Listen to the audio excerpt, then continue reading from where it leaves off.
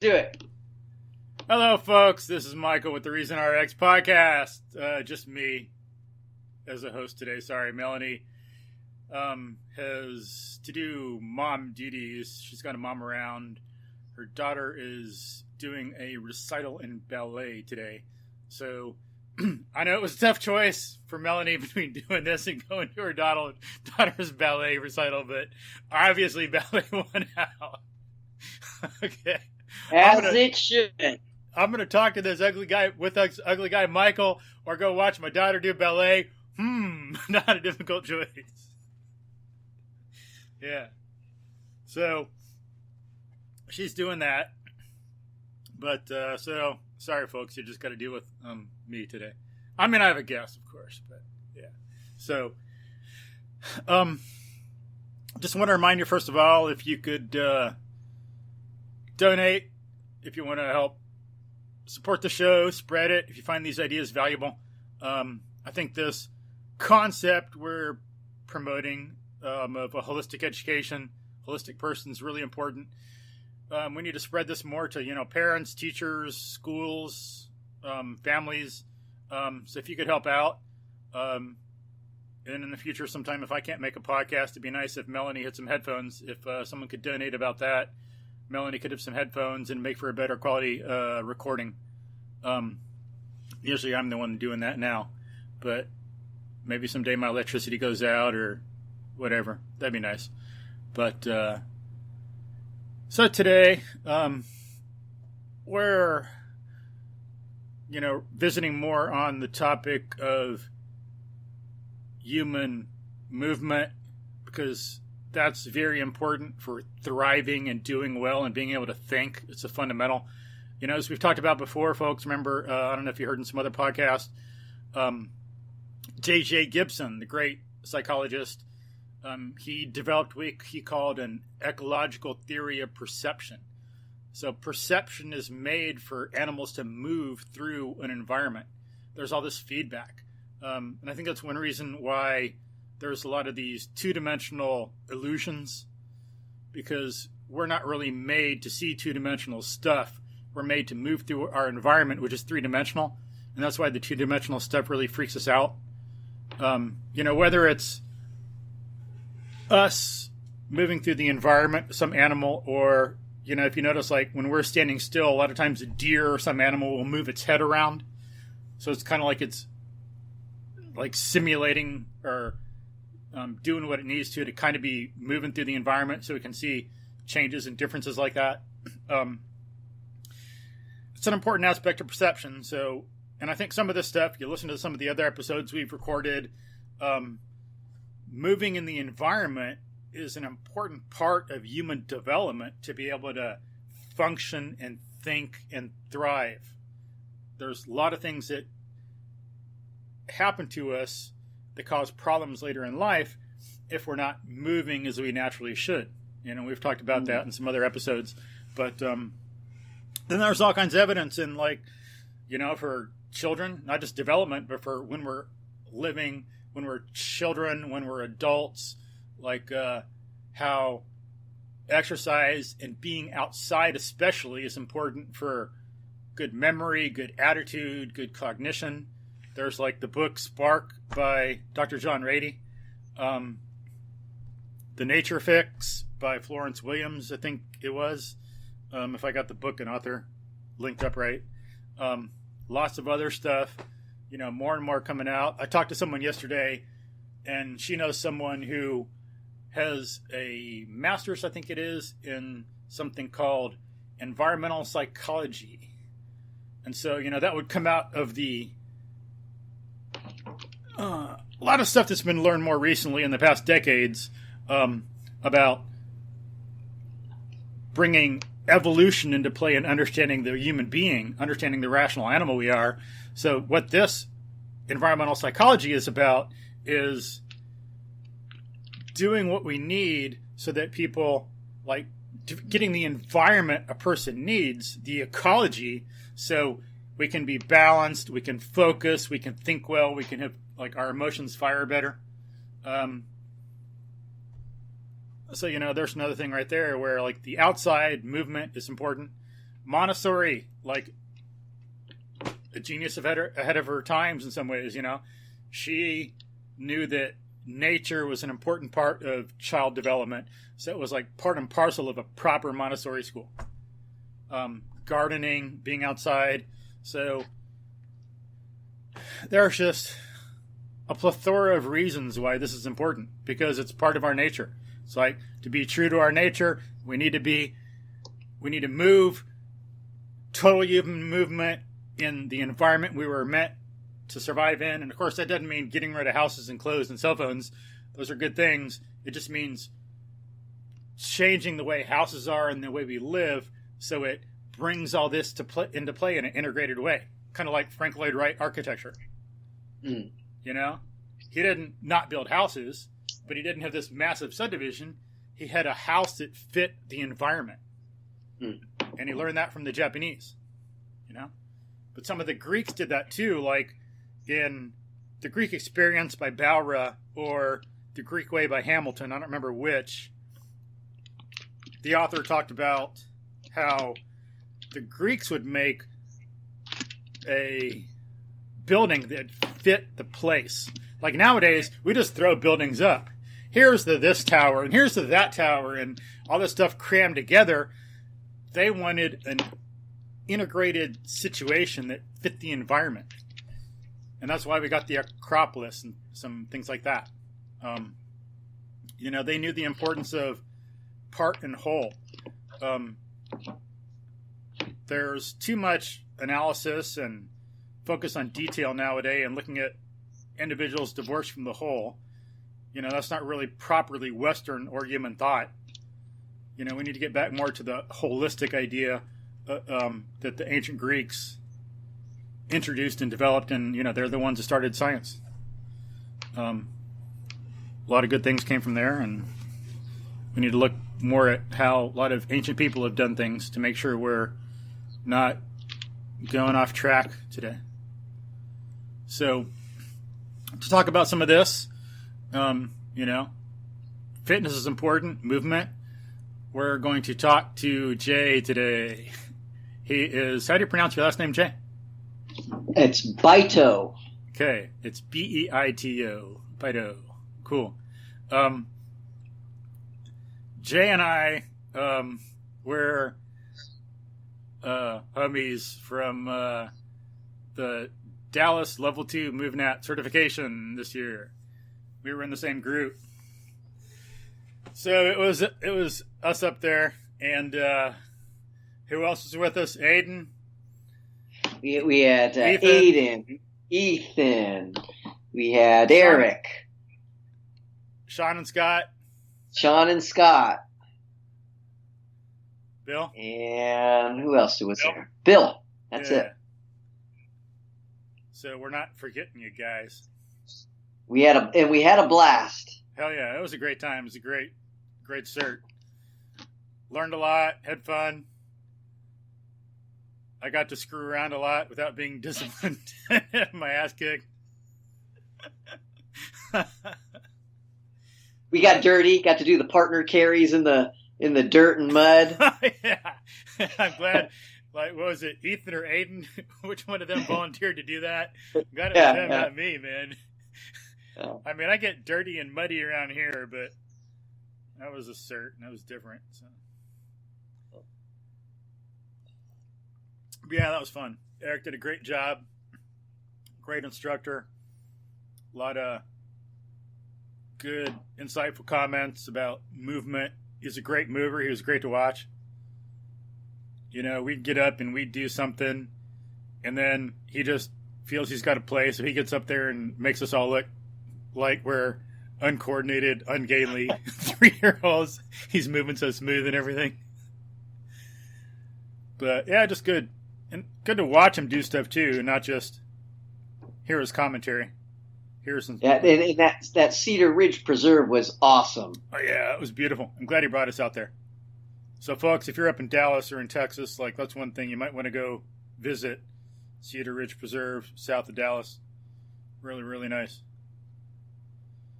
Got unfortunately, I was kind of heartbroken though, because I didn't get to see any rattlesnakes. I was hoping to get some pictures of rattlesnakes from my iNaturalist app. I'm on iNaturalist.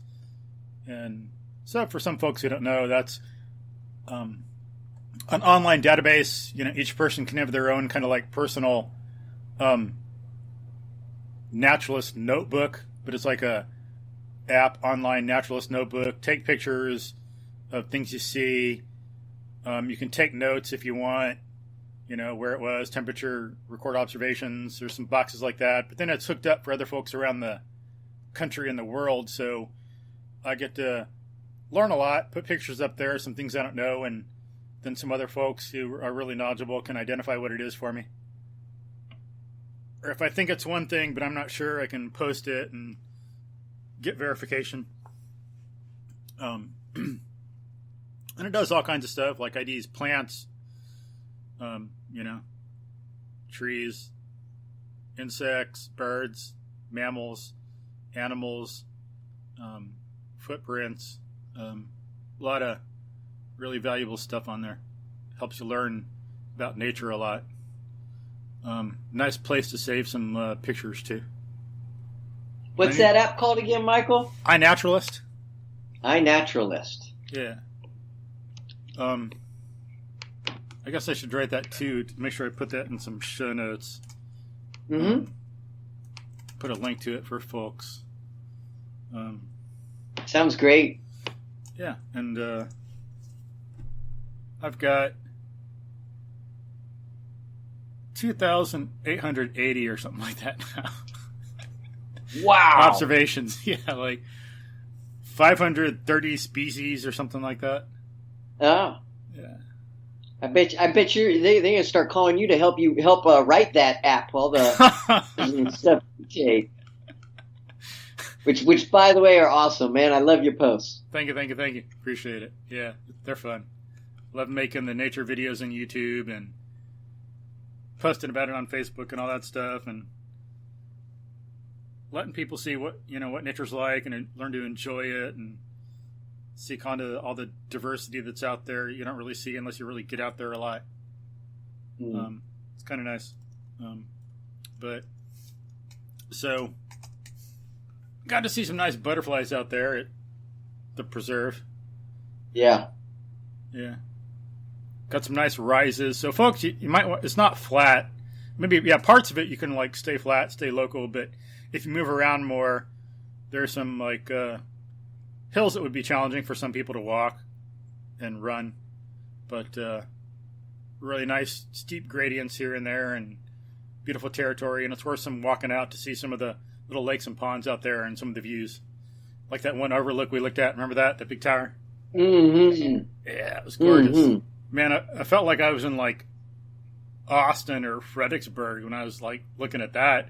Like that's in like, so Jay, that's the hill country of Texas. Beautiful. Yeah. Have you seen it or pictures? Have you been there? No. I gotta say, being from California, and I always share this story. I always stereotype Texas is going to be tumbleweeds and desert, And, yeah.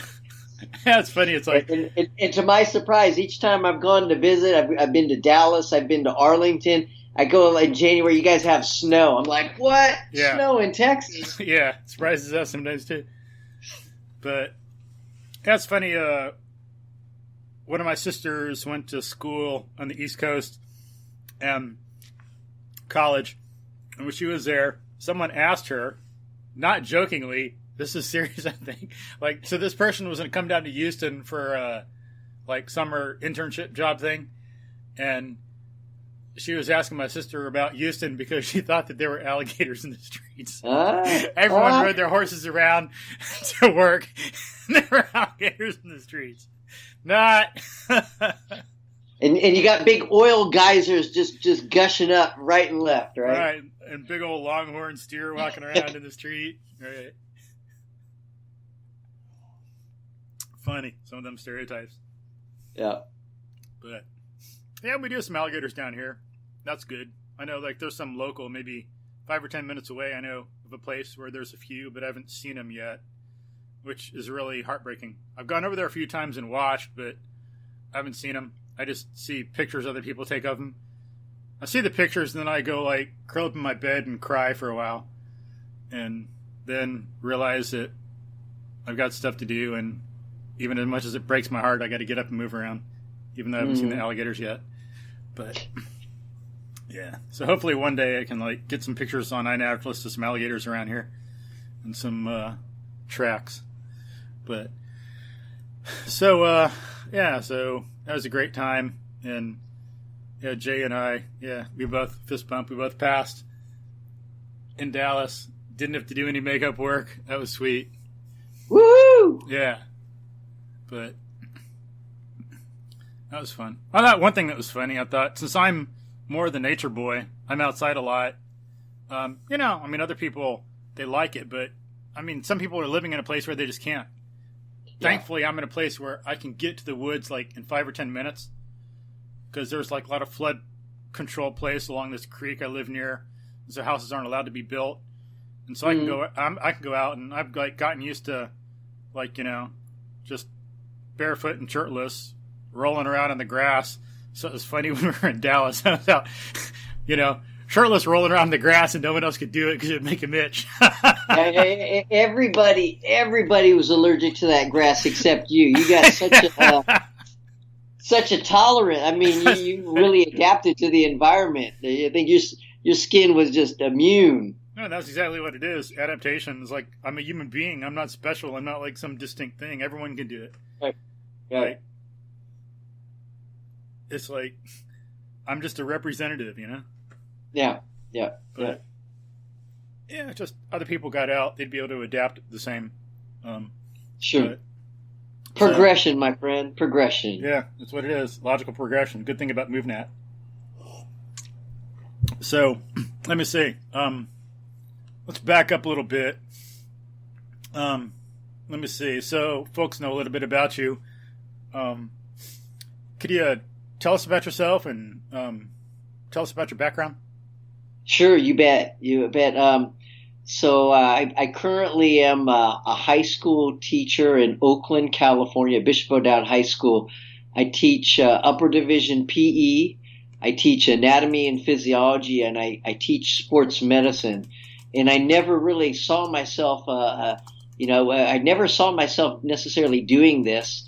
It sort of evolved. I knew I'd always do something with movement or strength and conditioning. I just didn't realize it would be in a high school setting. So I'll give you kind of my short story. So I've been doing some sort of physical activity since I'd say about 6 years old or so. My earliest memories of doing a sport was judo.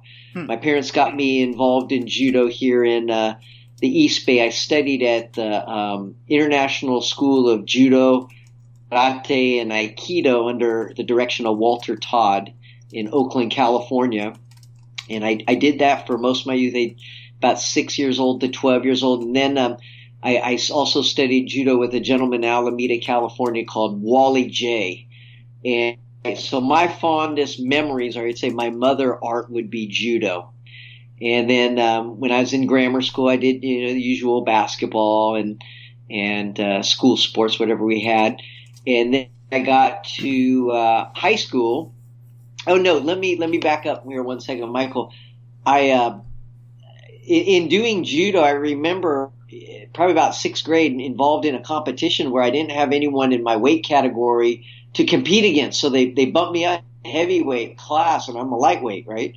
So I ended up, going toe to toe with a boy who greatly outweighed me. And when I went to throw him with my favorite throw, he just kind of belly flopped on me, and he won, like disqualification. And the poor loser, or the poor sport that I was, I just had a real hard time with losing. Did you kick him in the face? But just losing to someone who didn't. I mean, they just fell on. They were bigger than me, right? So I kind of made a personal vow to myself that I was never going to lose again to someone. If they were better than me, fine. But if they're just bigger than me, that's not an excuse. So I got really passionate into getting physically fit, to getting strong. And cool. What I had available at the time was they used to make this I think Bowflex is still around, but the predecessor to Bowflex was something called a Flex, which was this cast iron, looked like a big L. It was a what? And it looked like a giant L frame, and it had these bars, and it would use elastic rubber resistance to do like your bench press and your squat and your deadlift. But also you could maneuver it so that you could set it up to do pull-ups and dips and Roman chair sit-ups and upside down. It was pretty versatile too. I'm surprised no one's tried to resurrect the Solaflex, because I thought it was a great universal machine for developing a foundational strength, general strength, right? Anyway, I got really into that, and it so happens that my father was pretty physically active and into fitness, and he had built a gym for us where he had put some climbing ropes, some manila climbing ropes, and a pegboard and a wrestling mat.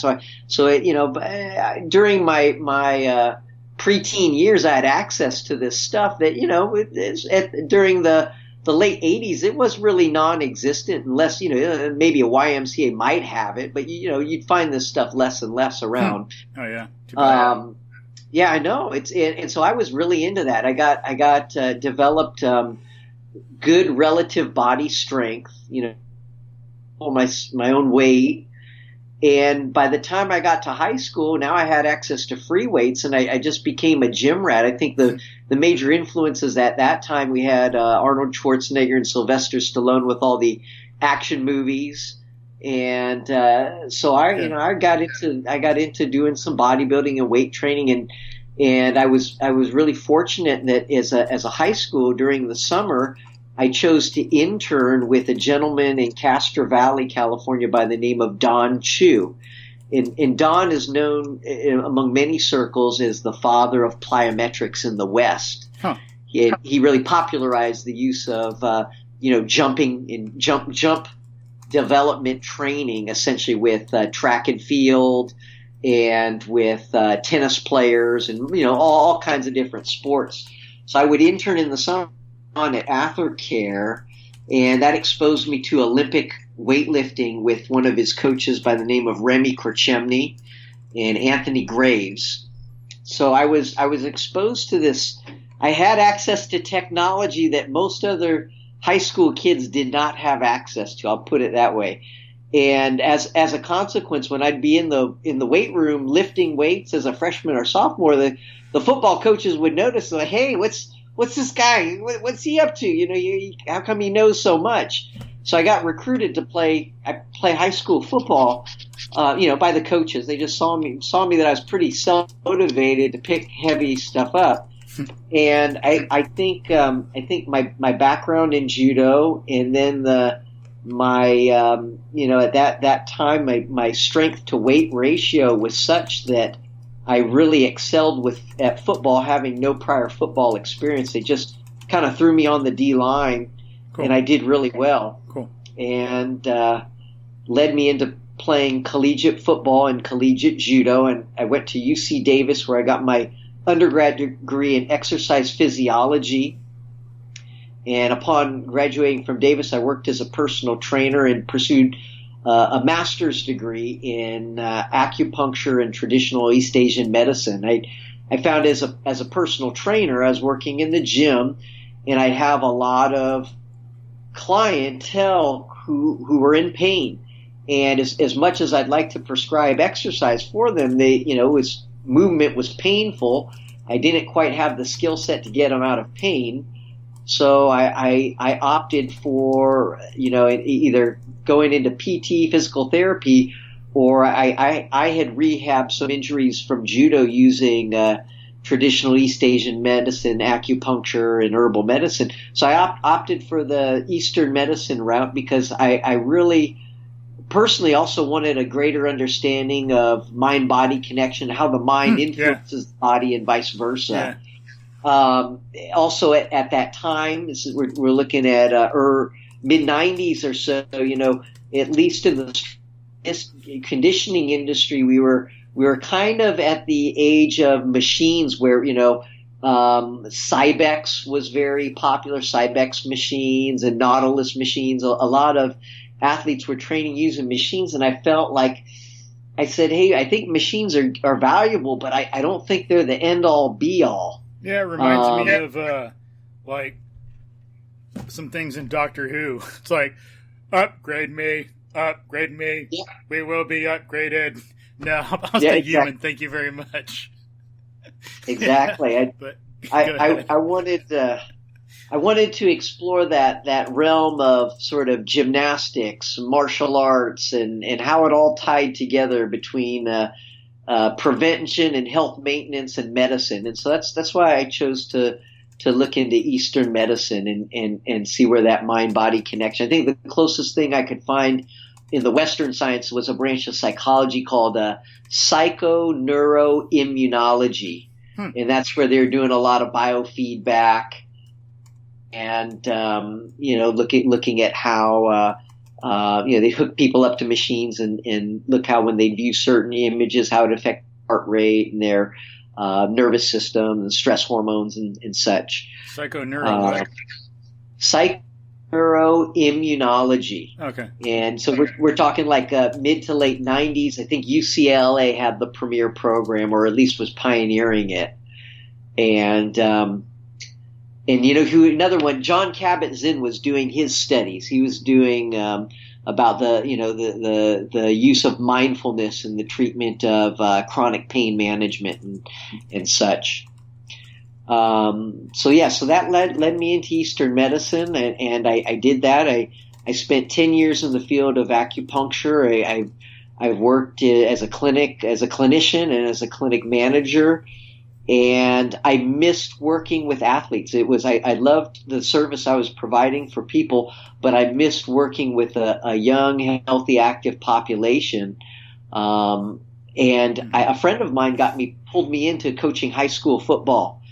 And I loved it. I liked working with athletes, and I enjoyed working with young people. I feel I could really connect and make a difference. And so one thing led to the next. I went from being a volunteer coach to being a part-time coach and still running a private practice in acupuncture integrative medicine, which eventually led me into a full-time high school teaching position. And I still have a practice. I don't do much acupuncture, but more I do workshops on movement and movement as a healing modality, which is what led me to MovNat. Cool. And one thing that folks might find interesting, I don't know how much this is a newer field of research and a newer thing people have figured out, but some scientists I've heard, don't remember the names or the sources, but some people have studied how, and of course this is they've studied how animals deal with some stress and trauma by moving. Yes. And so if you notice, like, no animal ever, unless it's just nature, like a sloth to not do much, but no animal ever stays in a little box or in a little cage or something. They all move. They move through the environment far. Sometimes they move more intensely than other times. But so it seems like one reason, there's some problems, health problems, psychological problems some people are having in the West. The West has some great things about it and some not so great. Because, welcome to human life. That's the way it goes. We're not perfect. We make mistakes. Not everything the Chinese do is perfect. Not everything we do is perfect. Not everything the American Indians did is perfect. We got to look at what's good in each thing, each culture, and all the ideas that people have developed in the cultures. Keep those and get rid of the rest. But because of some, so not to pick on the Western culture or anything like that. Great things about it, bad things about it, just like any other culture. Or we all have stuff to learn. But one factor that might be causing some of those problems is the lack of movement. Yes. And there's actually people who work and do that. And if you think about, there's, what is it? I think a program, I forgot, I'll have to look it up, something like Horses to Heroes. Yeah. They take a select group. You got to go through a rigorous testing to be selected. But they work with a select group of former military who have had trauma, and Yeah. they take them. You know about it? I'm familiar. It's resonating with me. Some kind of equine, horse therapy. Yeah. They get people on horses, and and man, it's tremendous rehabilitation for the spine and post-traumatic stress, and all kinds of wonderful things come out of it. Yeah. So these guys got to learn how to take care of a horse, because a lot of them don't know anything about it. How to ride a horse. They got to go out in the wilderness for like 7 or 20 days or something, and do all this stuff. And so what are they doing? A lot of it is movement. But because people are so sedentary and do so little, some of the stuff gets kind of like some of the psychological problems, instead of getting worked out and developed, they get instituted physically into the system. Yeah. So yeah, that movement thing is very important for getting rid of some like stress and trauma and staying healthy. Yes. But hopefully more of that'll come in the future when we get a little more advanced. Because the culture is advanced in some ways, but kind of really primitive in some others. Yeah. So it's that mind-body connection is really something. When you move the body, you think differently, and in fact. Kind of what you had asked me or alluded to, how did I get into MovNat? It was really interesting. So I had mentioned to you that I started working with these high school athletes as a volunteer, and what I saw was, they could lift weights, but they didn't really move well, And I was like, wait a second, how is this possible? And it got me, I became more acutely aware that a lot of them had no foundation in movement. Like, I was fortunate to have been exposed to judo, which I later learned, and now as an adult, that for many Japanese people and cultures, like judo is physical education. It's part of standard physical education curriculum in Japan. And so you're learning how to roll, and you're learning how to fall, and you're learning how to walk, and you're learning how to throw, and you're learning how to land, and all these techniques involved not only for self-defense, but just in terms of moving, being a competent mover, negotiating your environment, essentially. Yeah.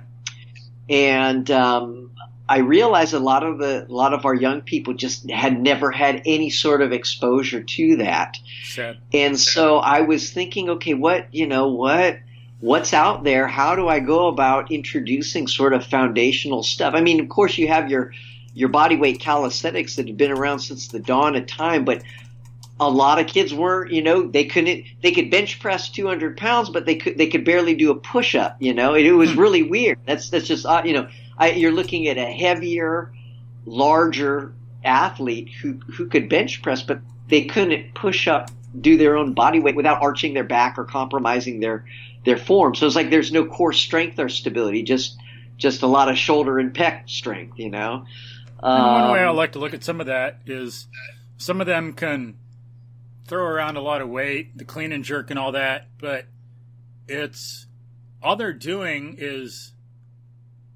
throwing and falling. There's no control. Yeah, that's right. Just, you're right. They're it's like some people are running. They just plop onto the ground. They're not actually running, they're faking it by plopping.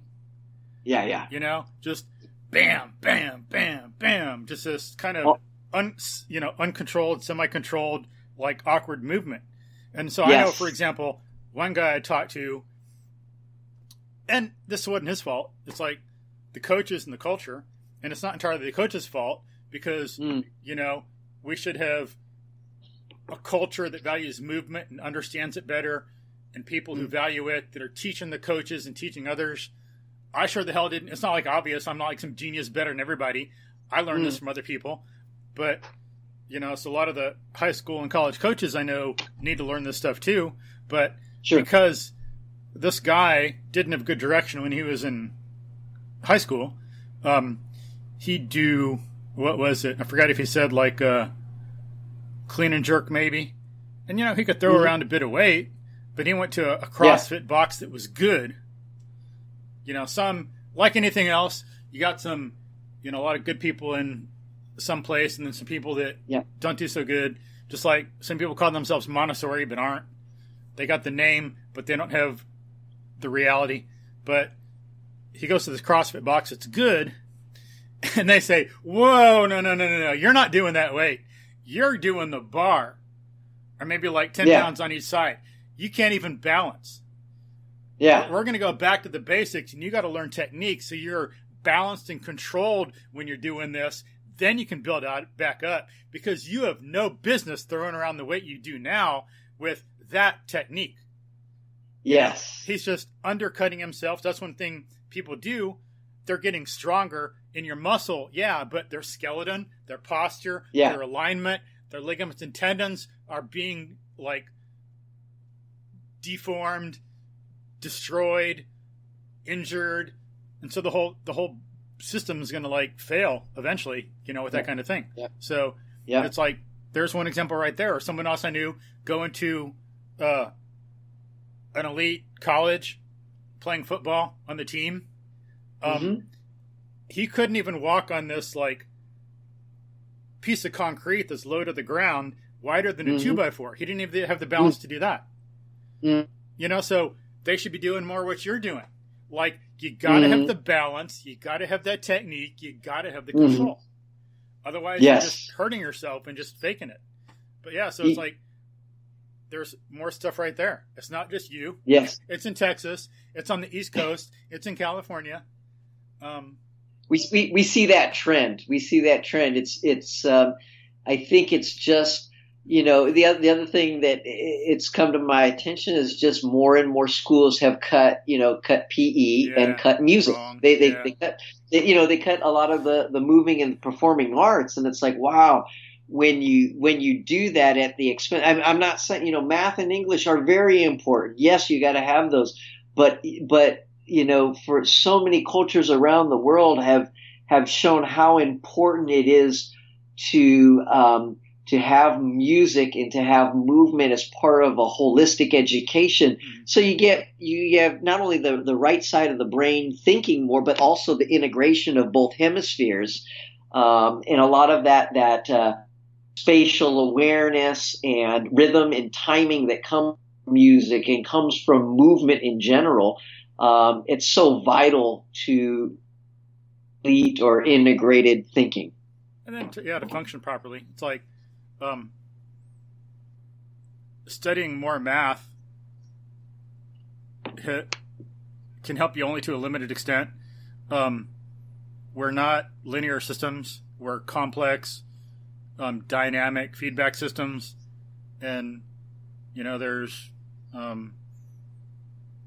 you can't just study more and more math and just expect to be good at it, because then you're going to be sleep deprived and die. Right.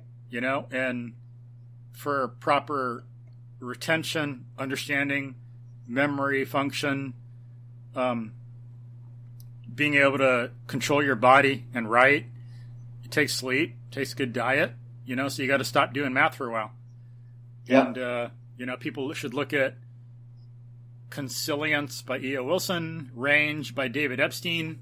Thankfully, people are starting to do more research on that, and they're finding out more and more how, like the title of the book, Range, like the subtitle is How Generalists Triumph in a Specialized World, period. Right there. There's a message.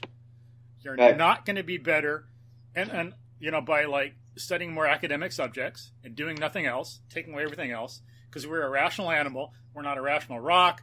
We're not a rational machine. We're not a rational, like, ghost floating around. We're a rational animal. We have to be an animal to be successful. Right. So you got to get that movement in. There's no way around it. That's like, and people find, like in the book Spark, paradoxically, because of what we believe, it wouldn't be a paradox in a better, more rational, informed culture. But in our culture, paradoxically, you got to have some of that movement to do better in math. Yeah. Yeah. So, because we're like, you got to look at the holistic is a serious thing. It's not an academic issue. Right.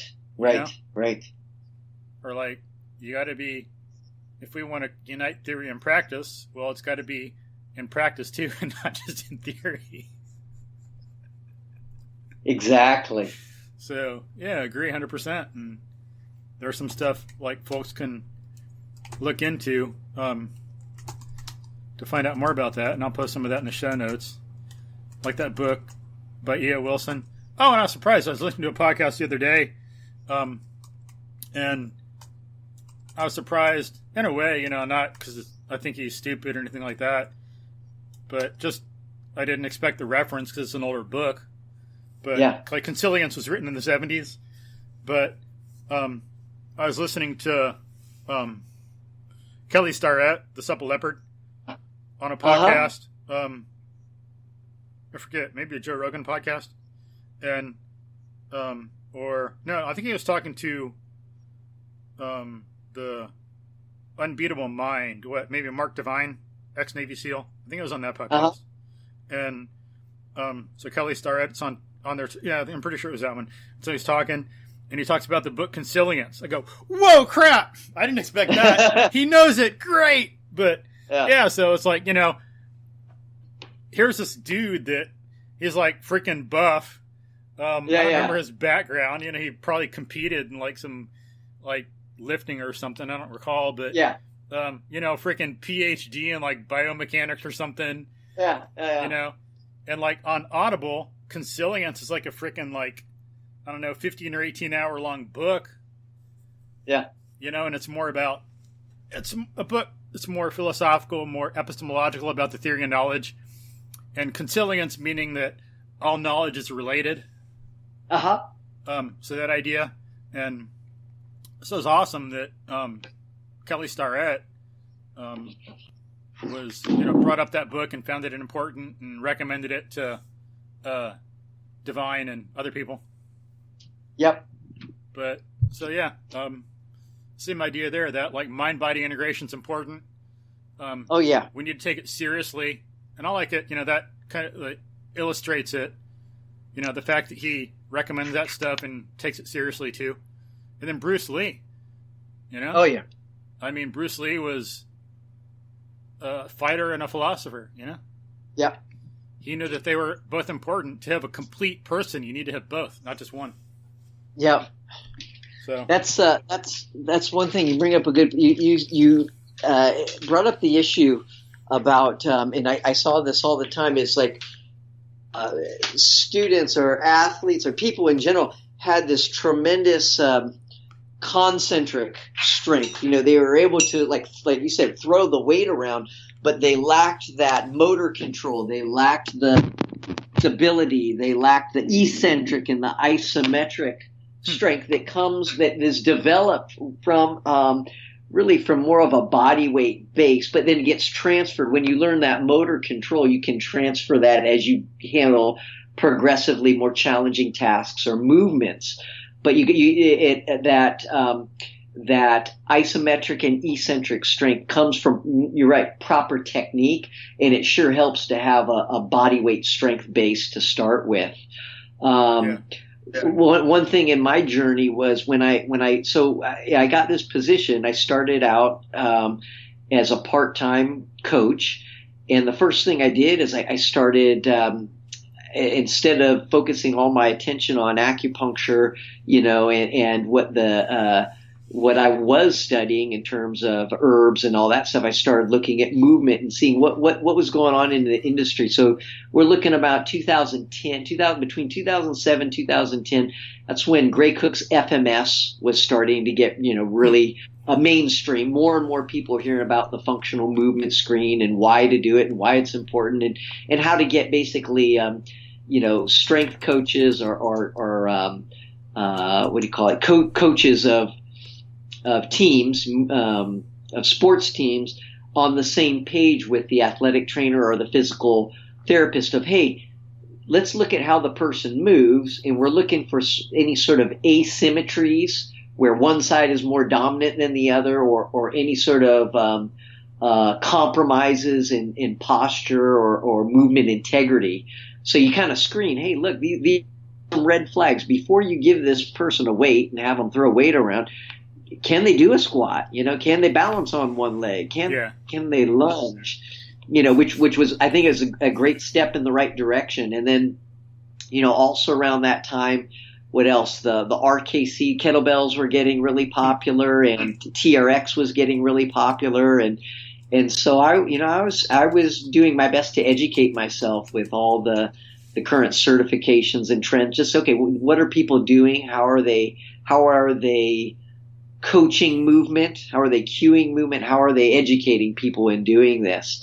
And what really hit me, so I'll tell you a few key movers that really made an impact on me. First of all, there's a guy named John Hines, and I believe he's out on the East Coast, Ohio, or something like that.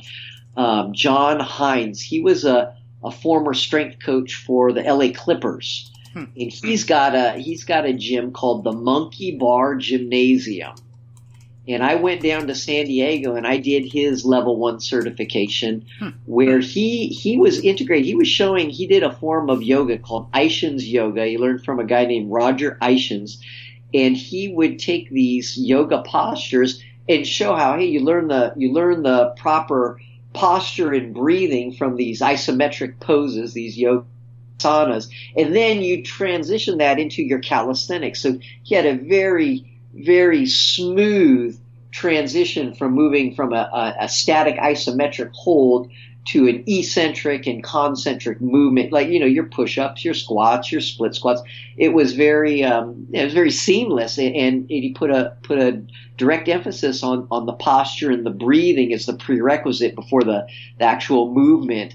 And so I found that really helpful. I said, hey, boy, I think John's on to something. And then, of course, he would progress it using elastic resistance or kettlebells, or, he had lots of different modalities on how he would do his progressions. But I thought that whole mind-body connection, focusing first on posture and breath and motor control and progressing that into body weight movements, I thought was great.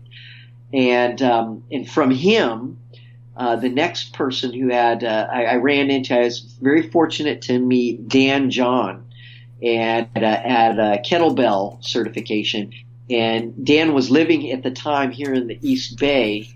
And Dan John he was tremendous coach. He really taught me a lot. He had about 35 years experience working with high school kids. Cool. And was just able to share so much about being a good coach and coaching and technique, and it's just wonderful. I was really blessed to be able to train with him at least once a week over at the Coyote Point Kettlebell Club that he hosted over in San Bruno, San Mateo, South San Francisco.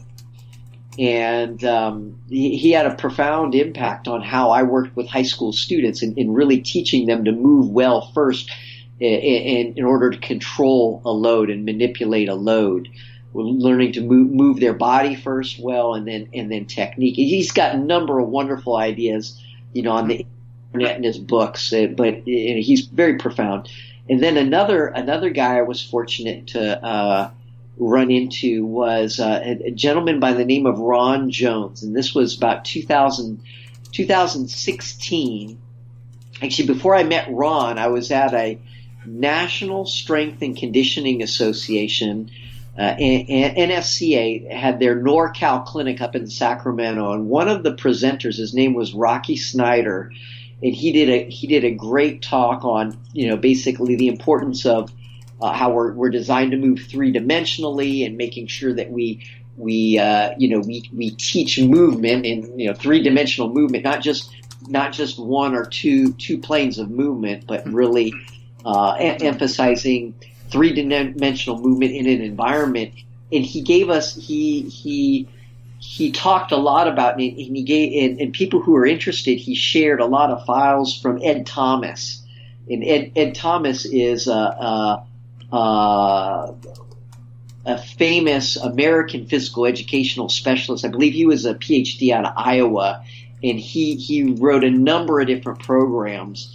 And he was kind of at the forefront within the within the kettlebell community, a lot of people were having shoulder problems from overuse or incorrect technique on presses and stuff. So Ed reintroduced Indian club swinging, the lightweight, almost looked like a bowling pin, the lightweight Indian clubs. Ed reintroduced that into the kettlebell community and was helping a lot of people improve their shoulder mobility and thoracic mobility and rotation.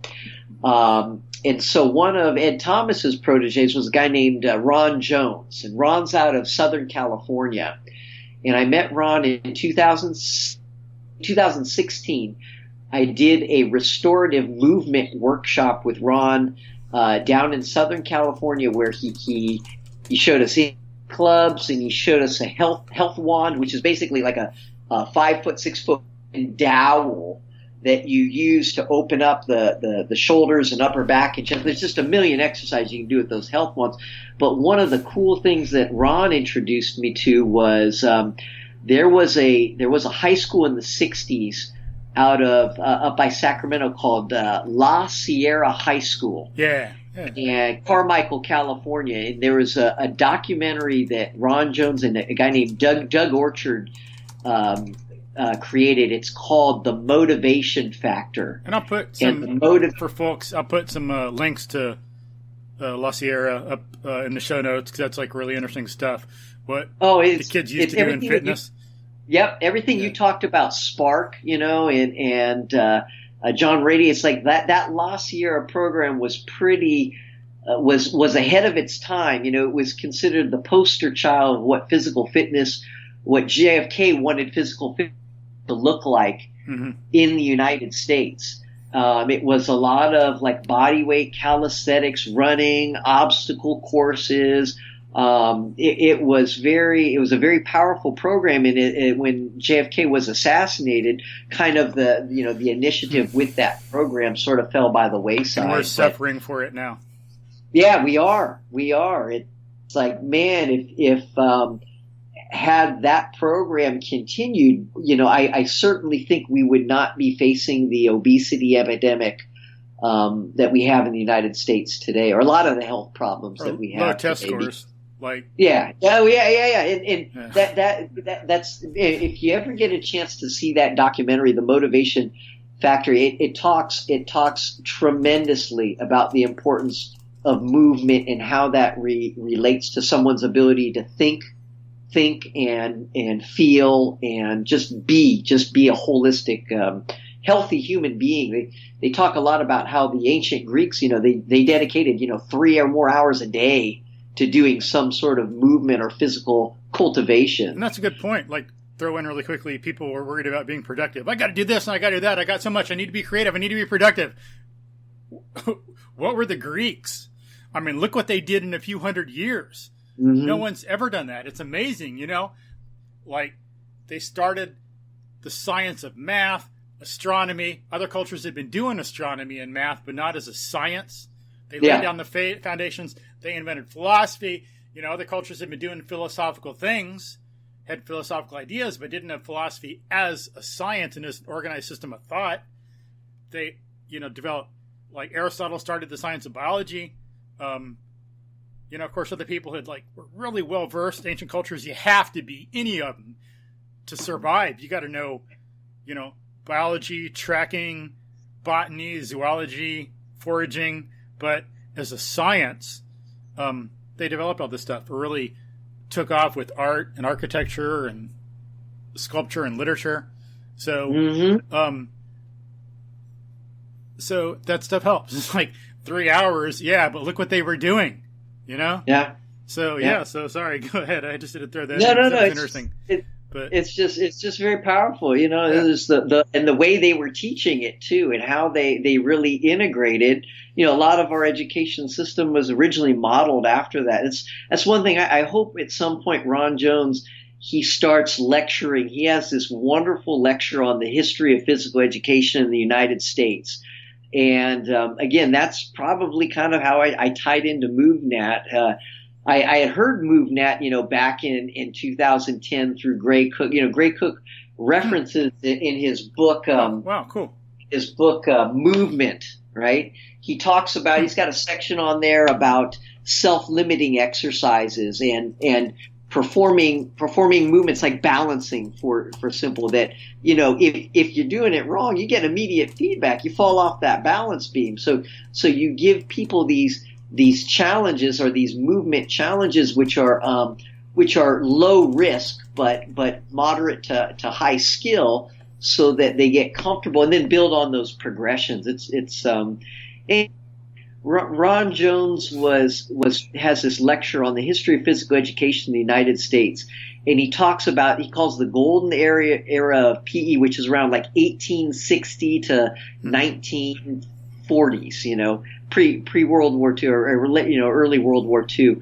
And he talks about, it's called the Battle of the Systems, and he talks about the history of the German Turnverein movement, and the Czech Sokols, and the French nationalistic system, the way where we have was it Georges Hubert and the natural method, about all these different systems of physical education that at the turn of the 19th century were kind of battling for dominance, or hey, which system was the best, or which one works, or how do they work, and they all surrounded this sort of curriculum that involved running and jumping and vaulting and climbing, and very similar to a hybrid between gymnastics. The Germans were really into gymnastics, but then also, again, more like survival skills. Which would include like martial arts, boxing, wrestling, fencing, and such. But Ron. He does such a fascinating lecture on that history of physical movement, and that program, that La Sierra program, was developed from that battle of that system. It was the evolution. I'm trying to remember the name of the gentleman. He was oh man, it's on the tip of my tongue, but I'm not remembering. But it was the evolution of that battle of the systems. Whereas around around World War II, 1940s, a lot of the PE in the United States switched over to kind of a games-based model, where playing sports essentially as how you learn physical education. Whereas look what it's done for us. Right. Whereas the creator of the La Sierra system, he went the opposite way. He said, no, we're gonna stick with the tried and true from the dawn of time. They call it the what was it? Duty to God, duty to country, duty to community. Kind of this. We are educating our bodies for not only for the improvement of ourselves, but for the safety and protection of the community, and the benefit for the community. Be strong to be useful, or be strong to be helpful. A lot of what MovNat has taken on in terms of its motto or philosophy. And that comes from like George Herbert, right? Yeah. George Herbert. Yeah, that's right. Yeah. That's right. And that actual quote, yeah. Yep. And so, at that time, listening and studying from Ron, I think the closest thing I found, Ron had turned me on to a translation of Herbert's book, The Natural Method. It was a translation by Philippe Till had done a 5-volume translation of The Natural Method from French, which is a great read. If you get a chance to read it, it's fascinating. And what I found was, and I had contacted Philippe and asked him, hey, are you doing any workshops? Are you teaching the natural method? And at that time, he was doing like small private groups, but nothing major. It was more like, private training. But my understanding, as I researched more, it looked like Erwan Lacour had taken the natural method curriculum and evolved MovNat from that. Mm-hmm. And that's what drew me to 2017. I did my level 1 with Eric with the intent of, hey, this is the curriculum that I've been looking for, and I wanted to know how were people teaching this methodology. Cool. Mm-hmm. Was that in Dallas? That was in Dallas. That's correct. Cool. So that's a long, interesting story. Yeah, a lot of It's a lot of details. No, it's right? interesting. It's like it's a combination, like J history, but history of physical fitness and physical education in the United States in like the last 30 or 40 years and its roots. Interesting. Yes. Yeah. Fascinating. But yeah, got a lot of stuff written down. Have to put a lot of show notes. I don't know how much. Sometimes I put show notes in, and then I think I use up the field and it won't let me put anything else in. So it's kind of probably going to be like that on this episode too. I'll try to put in as much as I can, but it'll probably not let me put it all in. But cool, huh? It's good you got to get in touch with some of them guys. That's interesting. Talk to them, learn from them, take workshops. That's like fascinating. But okay, Michael, one more tip for anyone listening. So I know somebody out there is going to listen to this. And I'm dropping all these names and references because it's really important that we all do our own research. Yeah. And to look these guys up. The founder of that La Sierra High School PE program, his name was Stan Laprati. Stan Laprati was the guy who created that system.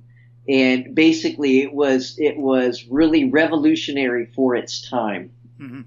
I believe there's in that documentary, The Motivation Factor, there is one junior high out of Modesto, California that still runs that system to this day. That's nice. And at some point I got to go visit them and I got to see, hey, how you guys doing it? They got ropes, they got obstacle course, they got the pegboard, they got all that stuff. Oh, fascinating. I wonder, maybe since you know all this technique and you know the MovNat and everything, maybe you can like consult with them and help them learn better technique about hand-foot crawl, breathing, how it all fits together. Because unfortunately, I wouldn't be surprised because, it's like, as I say, because of the influences in the culture and where it's decided to go, bad directions, focusing on the gym and other stuff, there's a lot of that knowledge about really how to move has been lost. That happens a lot in human history. That's one thing. That's why it's important to study the history of science and not just modern science as if everything we believe nowadays is right. We got to learn how people came at certain conclusions, what mistakes they made, and what can be happening today too. Because it's not like, oh, they were all stupid and cha-ching, all of a sudden this last second we're like a perfect and omniscient now, Yeah. Sorry, we're still human. We're still making the same mistakes. Okay, which are the mistakes? Which are the good things?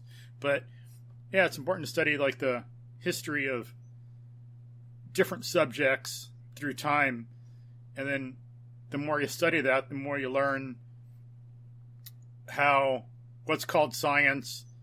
You got to really differentiate scientists from science, and really strongly distinguish the concepts, because what's called a lot of stuff called science is not science. Yeah. And in the primary sense of the term, I think in a secondary or tertiary sense of the term, you can call it science, but not in terms of a primary sense of science as being accurate, true knowledge. We can extend the concept to include some stuff we're still working on or hypothetical, but in a primary sense, a lot of stuff is not science. Like at one time, this guy, I forgot the guy's name, a German, learned that bees pollinate plants. He was laughed at. Yeah. This is like in the 1700s. Like, I think Goethe, the poet, he was known more of a scientist in his time, and he'd ridicule the guy. It's like, as if they're there for our amusement or something. They're not there. Like, that's not what they do. What do you mean, That's like anthropomorphizing or something like that. And then a lot of people know about the story. Also, some know about Semmelweis, who learned that we should wash our hands before surgery. Doctors should. Then doctors were like, I'm a gentleman, I'm clean, I don't need to wash my hands. It's like, what a bunch of BS. So a lot of people know about Galileo, and how he was persecuted, or Copernicus for saying that the Earth goes around the sun, but there was a lot more of that stuff going on. Or Lynn Margulis, I think she came up with the idea that mitochondria come from bacteria that have become part of another cell. So one bacteria combines with another bacteria, two of them combine and develop a symbiotic relationship, and one just becomes part of the other eventually. And and that was more recent, 70s, 80s. She was ridiculed. She was laughed at. Thankfully, she, unlike some of us, poor guy, he suffered from it more, being censured and ridiculed and kicked out of a position. But she was stronger and said, "Screw you," and hung on. But there's, still stuff going on like that today. But so, yeah, you really got to dig into it. And so the point is, I gave some more, examples of why it's important to, actual things that show that this happens. It's happened before. It happens now. It's important to know the history of things. Good ideas can be lost. Just like the Greeks had some great ideas. The Romans weren't philosophical. And some of the stuff was lost in history, and then it gets reintroduced again. Because Aristarchus, the ancient Greek, he was the one that developed the idea that the Earth goes around the sun. And so Copernicus read Aristarchus. That's where he got the idea. He didn't get it himself. Or Columbus. He didn't get the idea himself. He got that from reading the ancient Greeks. So you got these ideas that get lost. And same thing with this proper technique. If we had good movement models, if we still had some of this stuff being taught when we're growing up, we'd still have it. But because of some chairs and some furniture that's not designed with human movement and needs in mind, some of this stuff gets lost. So that's kind of more what's going on. It's not like, oh, let's call someone stupid or we're smarter. We got to look at what's really going on in the culture and why can't they do that? It's just just like us, they didn't know. And so I think that's why I say you could go probably to the school and teach them some good technique, even though they got this program. But maybe I'm wrong. Hopefully, that'd be great. It'd be nice if they're all dialed in, but chances are, given the way the culture is in general, probably not. But I sure hope they're still running the program. That's that's the thing. It was like I said. Ron did a fabulous Ron Jones. Ron's got a website called the Lean Berets, and he's got lots of posts on Stan Laprati and the La Sierra program. Ed Thomas. A lot of Ron learned a lot from Ed Thomas. Has got just some tremendous resources there in terms of how these ideas. In fact, that was the first thing what I learned from Ron used to teach, and he probably still does. It's called the La Sierra Strength Endurance Routine. And for a number of the athletes that I work with, that's their warm up. We spend about a 10 to 12 minute warm up, and it gets them all on the same rhythm and page and cadence. And they do this warm up it's a very, dynamic circuit that takes them through all kinds of different movement patterns. Cool. It's great. It's a great workout. Yeah. That's interesting too. It's good to hear how there's all that feedback and interaction. It's like horizontal gene transfer. That's what happens in evolution with a lot of bacteria. A lot of people learn the idea that one species produces another, and it's true, but there's a lot of interaction between bacteria, different species, different bacteria, even I think between genus or maybe higher. It's not merely genes passing on from one generation to the next, but there's gene transfer amongst organisms. And so kind of same thing, that kind of stuff is going on with Ron Jones and CrossFit and Kelly Starrett and Rob Wolf and MovNat and Erwin Le Carré, and there's all this dynamic feedback. Chris Kresser and everybody. It's not like, well, there's CrossFit here and there's this there. It's sorry, but they're all interrelated. Right. Right. CrossFit can learn from MovNat. It does. MovNat learns from CrossFit and all this stuff, and Rob Wolf learning from these different people and the Navy SEALs and. It's a lot of important discussion and fermenting of ideas and horizontal gene transfer and stuff like that. That's a nice long story, about, as I say, your history and how I got to MovNat. yeah. It's like a lot more than I expected. Well, so here's one thing that I really, what I love about MovNat that I found really helpful that other systems didn't address is MovNat. Man, I just dropped a knowledge bomb, and really it was from their curriculum in preparing for the cert with Eric. I'm reading through the manual, and just the very first 2 chapters was just tremendous. I'm going to quote here the manual. It says MovNat provides real world capability. It's a physical education system for developing real world capability through natural movement in which the environment and situation create contextual demands. Yeah. Real world capability refers to the combination of physical competence, which is skill, and conditioning, which they define as work capacity, required to perform a full spectrum of natural tasks in both wild and urban locations.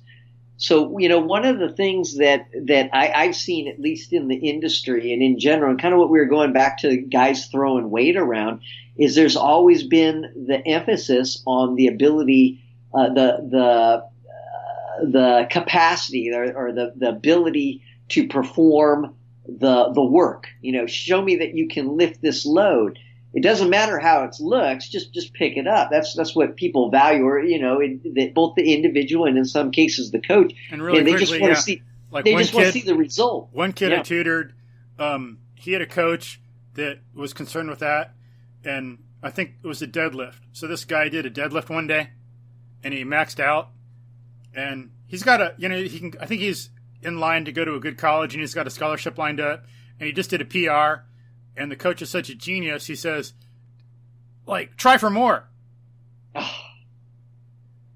And of course, so the kid tries, and then he screws up his back. Yeah. And then he has to have an operation or something. Now he's never the same. Yeah. It's what the hell? And that's, so that's why I say from knowledge about, unfortunately, a lot of coaches, they got their heart in the right place. They're trying really well. It's just some of the methods they're taught, some of the ideas they have are need to be improved. Or I know someone that goes to a really good college, plays football. The coaches don't know squat about sleep. They need to work on better programming. He noticed himself,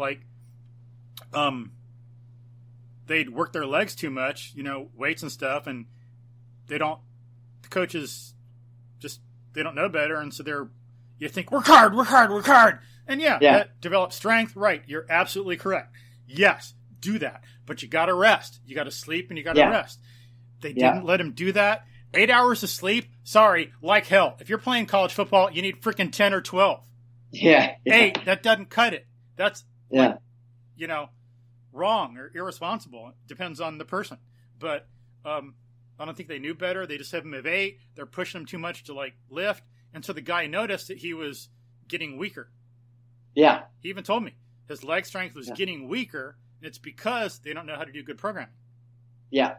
So there's some other stuff right there I got to throw in. So, people take it serious, and there are better ways to do it. There's stuff we all got to learn more. So again, going back to what really opened my eyes in MovNat. I mean, they said, first address the physical capability with competence. So build the movement skill, which we're talking about technique. Yeah. And then they're saying, look, allow the conditioning to develop as the movement skills are refined from effective, meaning results oriented, to efficient, meaning minimal necessary effort to perform the movement effectively. Mm-hmm. So that whole process of, teach the skill and then gradually refine the skill from effective to efficient, and the conditioning will take care of itself. It just, it's so simple, and it seems like, everyone knows this, right? But you don't. It's so easy to get lured away by pop culture and to put the cart before the horse, and it's like, no. So that I really latched onto that idea of no. Focus on the skill, refine the skill through progression, now gradually add complexity or resistance or intensity, but without losing the technique. And I'd say was kind of the one thing, or I'd say that's one thing that I really took away from MovNat was the way the skills were being taught. That I said, hey, I didn't find this in other systems. And then the second thing that just again opened my eyes is most at least high school strength and conditioning, I'd venture to say college too, is so focused on speed development in the form of running and sprinting, and then strength development in the form of lifting. And when I say lifting, most of the programming I look at, most high school and college program is either based on Olympic lifting, powerlifting, or bodybuilding, or a hybrid of all three. And one thing that MovNat, it just opened my eyes, kind of like you're saying, general. It's like, hey, wait a second. Lifting and carrying is only one branch of about 8 different types of movement. You got crawling, you got rolling, you got balancing, you've got running, you've got walking, you've got throwing, you've got catching, you got lifting, you've got carrying, and you've got climbing. So it just MovNat as a system, but also as a practice, it made me think bigger. Just say, hey, lifting and running are not the end all to be all to physical education. They got to do more than just that. Although it's aspects running and lifting are important. I'm not going to deny that. And yes, they are a means to a specific end. They can't be the only part of a physical education. I think that's a key word is can't. I think a good analogy would be doing that is like focusing on your immune system and disregarding your digestive system, neurological system, or motor system. Sorry, we're one integrated whole. We cannot look at one thing in isolation, one system like that. So we got to look at all the different systems and look at the whole. Same thing with movement. You can't just look at lifting or like power and speed as you're talking about. You got to look at everything else. And if people want to know more about why and have more of a scientific, real knowledge basis for that, then listen to some of the other podcasts, like when Janet Oliver, neurodevelopment specialist, talks. Listen to some of that. Listen to other podcasts by Danny Clark, Jessica Groves Chapman, other folks in fitness and Montessori, other neuro this and neuro that we've talked to.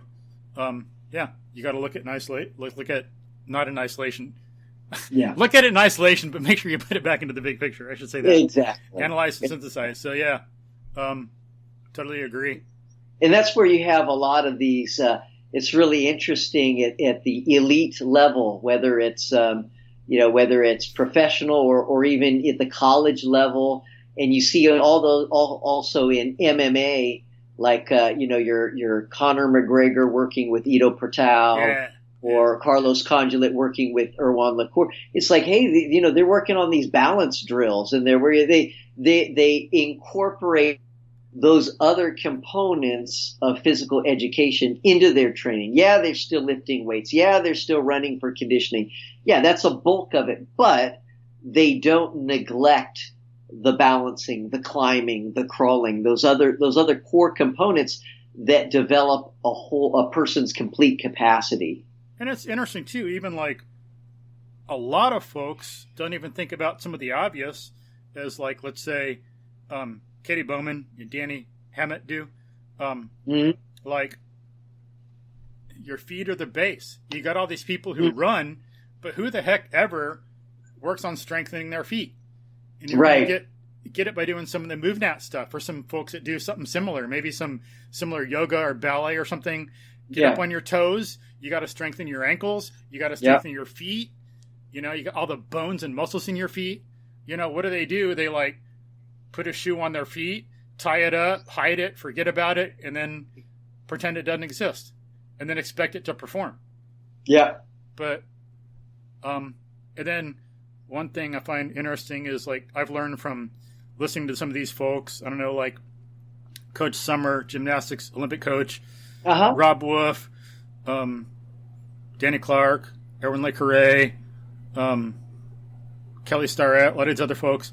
I don't remember all the which ones, but, some of them, they talk about something that a lot of people don't think about when they're training because people are focused too much on the muscle, the body, the looks.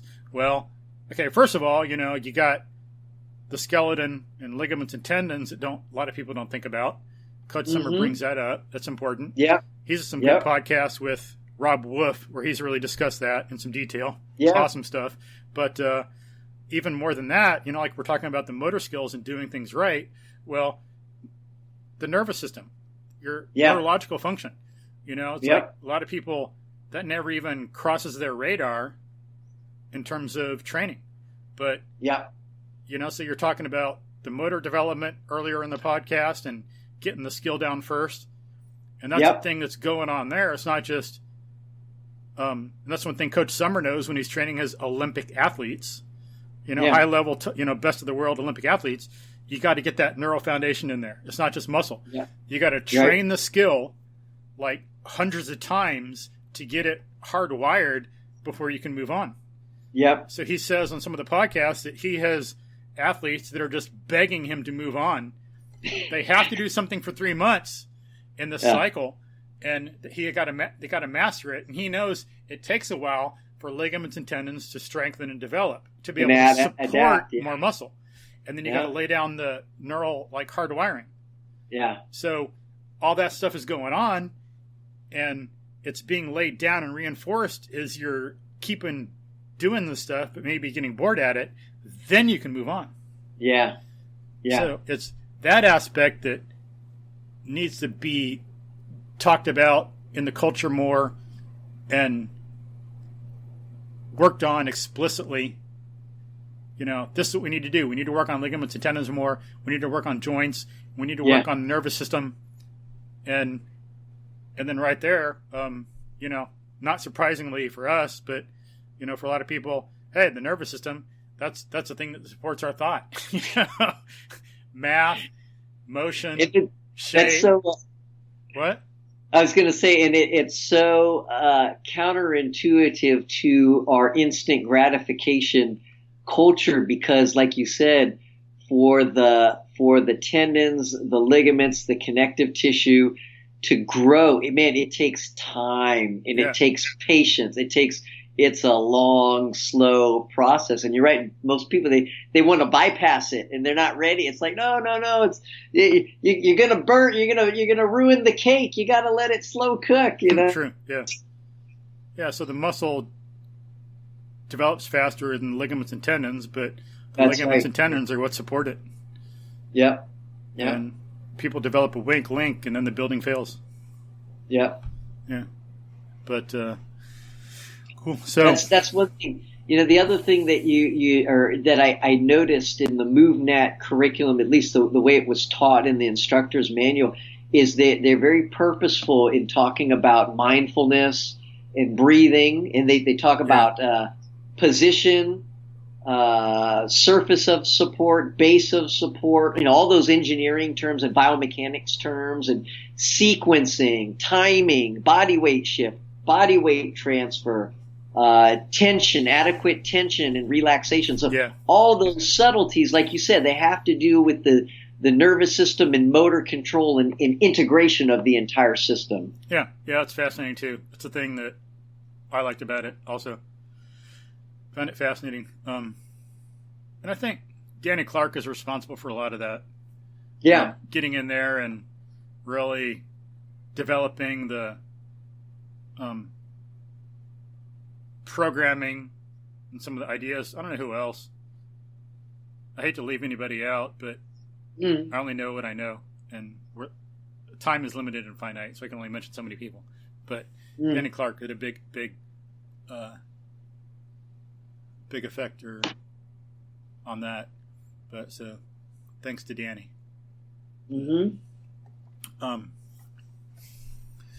So now these other people, like the La Sierra, have you looked at the things more closely?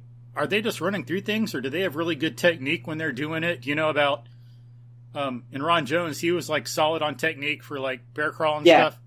Yeah, Ron Jones was a real stickler in terms of technique, and especially in his restorative movement workshop. Now, the way Stan Laprati taught, I imagine Laprati was very much a stickler, but I also realized that when you've got, I mean, I can speak from experience, when you got 80 or more high school students in a class at one time, it's a bit challenging. There are methodologies on how you maintain good technique.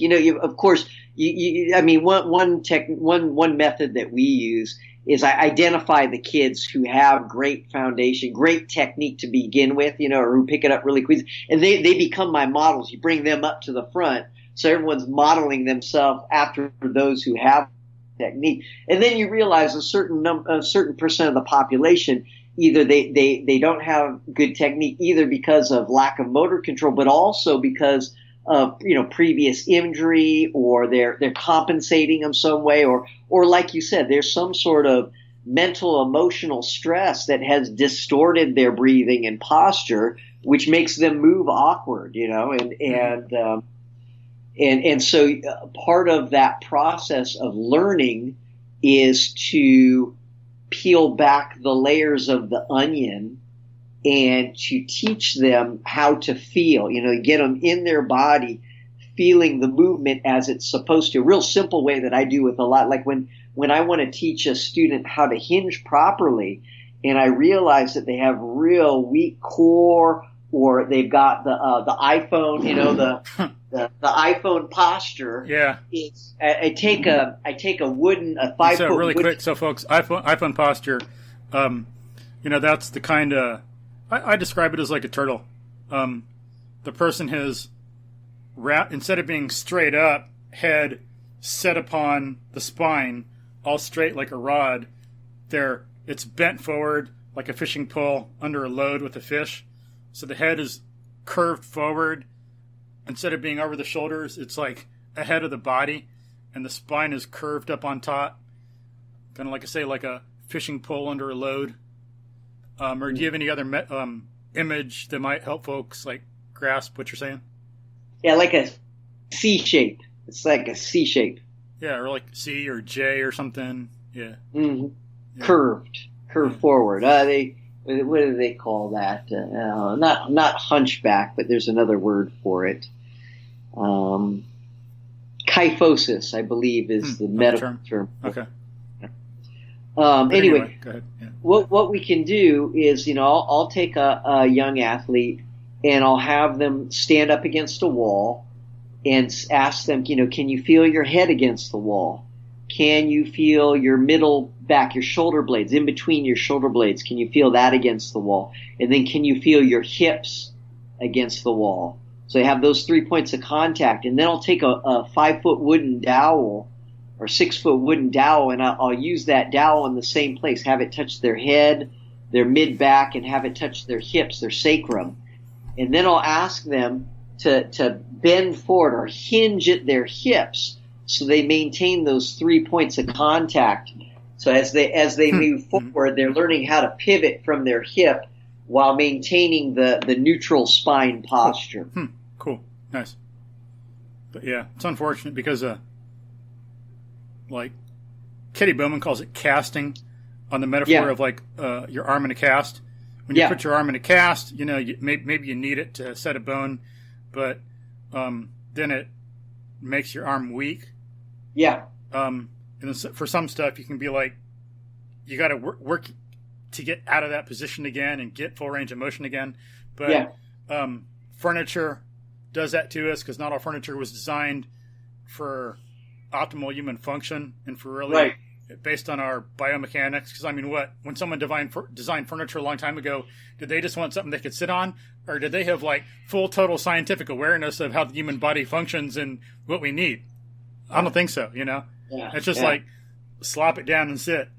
But so then, because a lot of things in our culture like that, we're casted, as Katie Bowman would say. We got these like casts that kind of make us weak and deform us.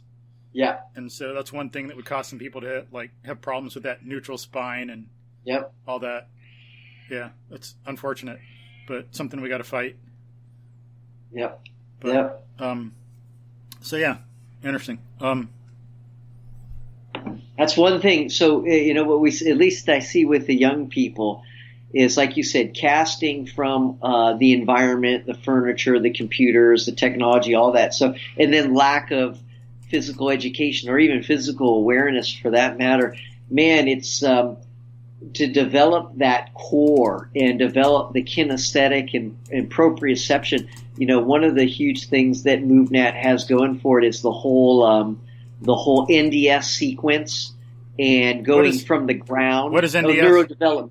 Yeah, NDS is neurodevelopment sequence, where they use it. The MovNat uses it. It's what Eric took us through on one of the days as part of our warm up, where we start on our back, and then we roll. We transition to rolling, and we go through all the ground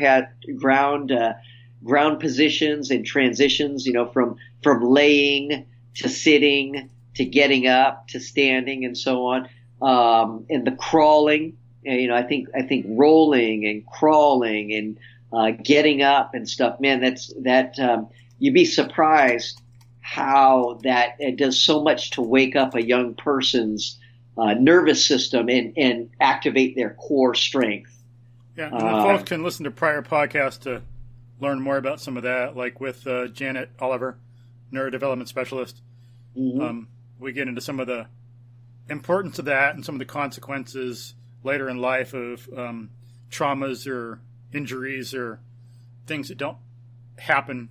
Like if something, doesn't happen when you're younger, it kind of affects later in life also, not just like traumas or injuries. But yeah, fascinating stuff. We're going to have her on again, but what she said so far is just like mind-bogglingly fascinating.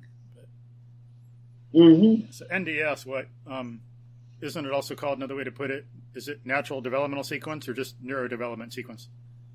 Just from the MovNat literature, I think they just call it neurodevelopment, but it could be natural development as well. I have to check that. Yeah, I guess either way you can look at it, it's still like kind of appropriate for a person. But yeah. So some of these people like at La Sierra, so you could go there and they've got some of these same exercises as MovNat, some stuff different. They got technique down. So what are some of the differences? Like if you went there, so you think you could teach breathing or you could help with the logical progressions in the developmental sequence? Yeah, here I want to correct myself. You're right. The MovNat literature describes it as natural development sequence. Okay. You are correct. Okay, cool. Thanks for looking at that. Yeah. So in terms of, differences in so the La Sierra program. I mean, first of all, let me go back. La Sierra High School doesn't exist anymore. It closed down, I think, in the 70s. Okay. Yeah, but the documentary kind of highlights its legacy. And actually, it brings back a lot of the alumni who are in their 60s and 70s. And you see these folks are still fit. And they're talking about, oh, man, this was like the greatest thing that ever happened to me. I learned habits that I've carried through the rest of my life. I'm still in great shape. That was what was really powerful. So, again, what I saw with the La Sierra program is it was very calisthenics based. It had a lot of variety of movement, but the one thing that I wasn't there and I don't have quite the information that Ron would be able to shed on it, is my understanding, and I see this all the time, is for a youth who does not have a very strong movement foundation, or even an adult or someone who hasn't had some sort of exposure, if you throw them into an environment and ask them to perform at a very quick and high level with only just, the model in front of them, demonstrating good technique, they might not get it. I see youth all the time under kind of that fight or flight response, struggling to keep up with the technique, but they're reverting back to what they know, and what they know is incorrect timing or patterns, right? Yeah, I see that a lot, for example, in the hand-foot crawl that people call bear crawl. Exactly. A lot of people do that in a way that's like, maybe it kind of works, but it's not good technique. It's not integrated in with all their other movements. It's not done in a way that'll really benefit them. Yes. Yeah. So. And what I found in the martial arts community, there's a saying that slow is smooth and smooth is fast. And so when learning a motor skill, you first learn it very slowly and with control. And as you develop repetition, and Chris Sommers talks about competence building confidence. The more reps you do, the more competent you become with the skill, then the more confident you get. So as you put in your time and you do your reps, the skill becomes faster and faster, and then you can speed up. So again, kind of my approach is I'm very intentionally with that. In starting a new student, I start them slow. And for the returning students, it's, a lot of them, they say, oh man, this is boring. But I remind them, I say, look, there is no limit to the refinement of your skill. So even if you're doing this for the 10,000th time, I still want you to find something new you can learn from doing this slow. So we start them off slow and really feeling what's going on with that posture and breath, and then gradually adding speed to the process. Sometimes that might be a good regression for some people, have them do it at a certain level, because I noticed that's one thing. I don't think I would have liked going slow as much when I was younger, or before I knew much, and when I'd work out in a gym. But now, it's like I use slow movements a lot, and I think it's very important. I'll be up on a log, and I'll see how long I can take to lower myself onto the ground with one leg. One leg's on the log, the other leg's going to be on the ground. I mean, try doing that. Most people can't. Even like high school, college football players, they don't have the control. They just kind of give up. That's right. They start going down a little bit, then they just fall. I've seen it. I know it. And I'll, instead of like being on the balls of my feet, standing up, and instead of going down into a deep knee bend, and then whatever from there, like going into a kneel on the ground, low kneel, or maybe going into a squat and sitting down, I'll take, depending on the day, I'll take 30 or 60 seconds to go from standing up to a deep knee bend and hold it for 30 or 60, and then take 30 or 60 seconds to go from deep knee bend to standing up. Try that. Oh, yeah. That's great. That's great. I love to go through the woods really slowly. I'll get out in some woods, and, it's called stalking, of course. Like, not like stalking a person, like the way some people use the word, but stalking like hunting and stuff. And I'll just like stalk through the forest really slow, stand up, have to like bend my knees and step over something, bend down underneath something, get down and crawl on my belly, crawl on my, do a hand-foot crawl or a hand-knee crawl, and move really slowly and smoothly and try to be really quiet. And it's good there because you can tell you got leaves and sticks. And if a leaf or stick makes noise, then you're not being mindful enough about where you're stepping, and you're not going slow enough. Whereas you can do it inside too and go really slow, but then you got all this like feedback in a complex environment outside, which like adds a lot to it. So that's really, really, really valuable. And that's something that to some extent people might appreciate when they do more, get into it more and do more advanced stuff. Or if they get out, the first time they might do some stalking in the woods, they're not used to it, and they don't know what the hell they're going to get out of it. And it just seems kind of stupid. People have even told me that. I take them out. First thing we do to warm up is like do some stalking in the woods, and they don't like know what the hell's going on because they don't know how to control themselves or get anything out of it. They don't know how to get anything out of it.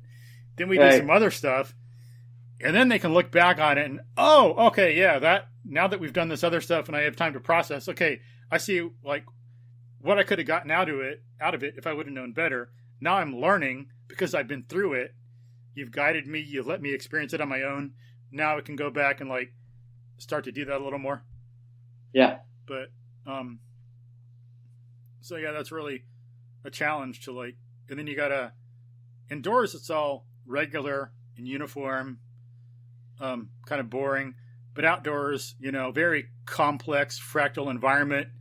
It's just set up and like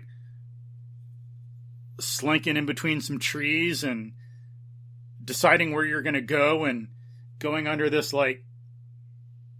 bush here and then stepping over this limb here. And then there's this dead log and you just go with what's there and you have no choice. You can choose your path, but it's all complex, but yeah, that's really, really great, valuable stuff. Slow is a real eye opener. It certainly, it makes a person acutely aware of where their movement deficiencies are. Like you said, they're weak, and it exposes them, hey, I compensate by powering through this when I don't have the motor control when I go slow, and then the other thing, like you said, it's, with the nice thing about slow for working with young people is a lot of our young people are really tight. They're really tense and they're really stiff. And going slow actually is a form of dynamic for them too, where they get that full range of motion. Dynamic flexibility, dynamic stretching. Cool. When you have them go like a slow squat or a slow split squat, all of a sudden they're like, oh wow, I'm getting to stretch things out that I normally don't stretch, or lengthen. Yeah, good get point. To lengthen the tissues. Then you get to focus more on posture, alignment, breathing. That's right. It becomes very mindful. That's right. It becomes very mindful. And mindfulness too. Yeah. Yeah, it's interesting. And so that's some of the stuff that these other folks maybe couldn't provide. I mean, they got a great system and they developed it. And or just in the course of the day or the few hours that I had with them, it wasn't talked about to the extent that you have it laid out in the MovNat level 1 and level 2, instructor's guide, and as well as in Irwan's The Practice of Natural Movement. He does a good job about talking about a lot of that stuff too. Yeah, no, telling what else we can integrate with it. So it's not like this is the be all to end all. Just like no, Newton did a lot of great work, and then along came Einstein to build on that. Einstein didn't contradict Newton, as some people with a bad philosophy of science think. He built on it because that's right. We don't. I mean, what do we use to get to the moon? We use Newtonian physics. Right. And if, quote unquote, Einstein showed Newton was wrong, we wouldn't do that. It wouldn't work. But, and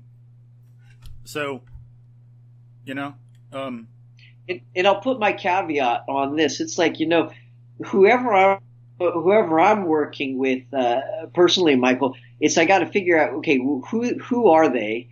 Where are they at? And what are they trying to accomplish? What are their goals? And what I found, what I liked about the MovNat curriculum is, like I said, it's very broad and it's very general. But I also acknowledge that, hey, some people have specifics that maybe need to be addressed in a different way. It's like, so, like you said, MovNat is one system that's filled in a lot of holes in my own personal programming and teaching.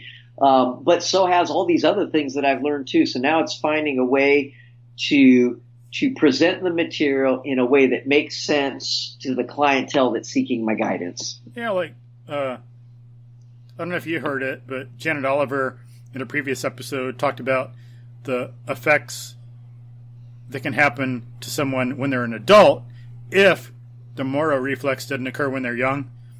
You got to have a certain breathing reflex occur.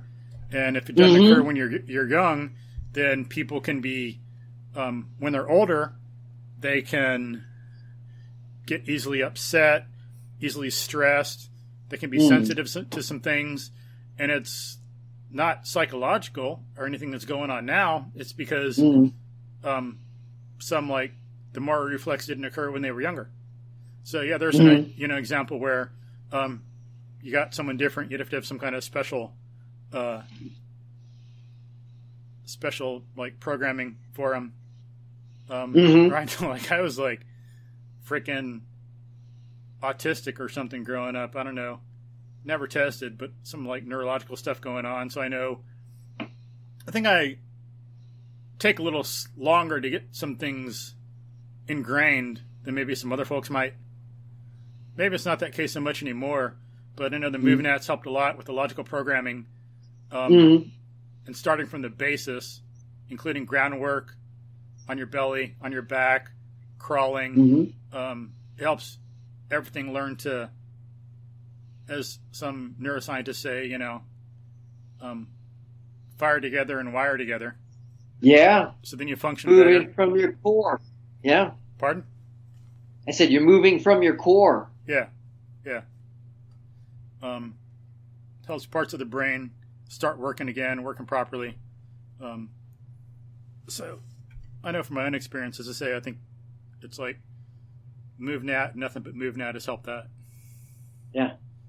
But yeah. Then, no telling what we might learn with neurology, neurodevelopment, neuroscience, ecology, that might help improve and develop MovNat in the future, just like Einstein helped develop physics. Like you said, they all build off one another when properly integrated. They work synergistically. Yeah, that's the word I was trying to look for earlier. It's good, yeah. But so like, so that makes sense. Yeah, like Ron Jones and all these people having things really rock solid in some ways, but then just as it happens in physics, like Aristarchus thought of the idea that the Earth goes around the sun, and people had figured out how big the moon was, how big the Earth was, and that was needed for Aristarchus to do his work. And then people didn't think that the Earth could go around the sun, because it's like, well, if it's going around and it's moving so fast, why the hell do we stay on it? Because, if you're like, right. If you got stuff on a cart and it's not fastened down and the horse runs away, the stuff goes off. So how the hell can you explain that? And until people figured out a mechanism, gravity, then that couldn't be explained. So there was that's why there was some skepticism. Because to really prove that the Earth goes around the sun, you need more than just, the sun being bigger than the Earth, which Aristarchus knew. And then, then people learned some of that. Galileo does his work. Kepler did his work. At that point, we knew how the solar system worked, and then along came Newton. So same thing. It all builds and develops, and it will continue. But so it's not like CrossFit made up everything out of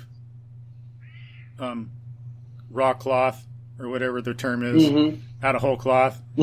MovNat didn't develop it out of whole cloth. And a lot of these people even say it's good. They identify and recognize their roots. Yeah. Yeah. Yeah. But, so, and what do you like any other thing you like about MovNat? How does it help any other ways, that other systems don't? Well, for me, this is huge, and I don't know what it. Well, okay, let me back up. So remember, I was telling you back in 1996, 1997, I saw everyone on machines. Again, I got my start using a Solaflex machine, so I don't hate on machines, but I couldn't see myself continuing just to use Nautilus machines as my sole sort of physical practice. It's like, no, man, I had to roll and fall and climb. And what I saw was I had friends who were benching 400 pounds, but they couldn't do a pull-up, or they couldn't climb the rope because like we said, the muscle was very, very strong. but the tendons and the ligaments and the proprioception and the integration of all the systems wasn't there. It was that muscle could only move weight in a horizontal plane, and that was it. Yeah. So what I really like about MovNat personally, and other forms of movement too, is so right now, I'm really loving judo. I like judo, but if I'm not doing judo, boy, MovNat is a great way for me to condition and stretch and lengthen and strengthen and just basically prepare my body so that I can do judo, or other activities. And it's just that variety of movement qualities and patterns, and it's like the buffet, the movement buffet. I'm not limiting myself to only one thing. I'm having a complete and balanced movement diet. Yeah, and it's while you were saying that was reminding me of some examples I can give that really concretize some of that. Like someone I know played high school football. Geez, he could bench 300 or 400, squat 300 or 400. No telling what he could deadlift, but he was a broken mover.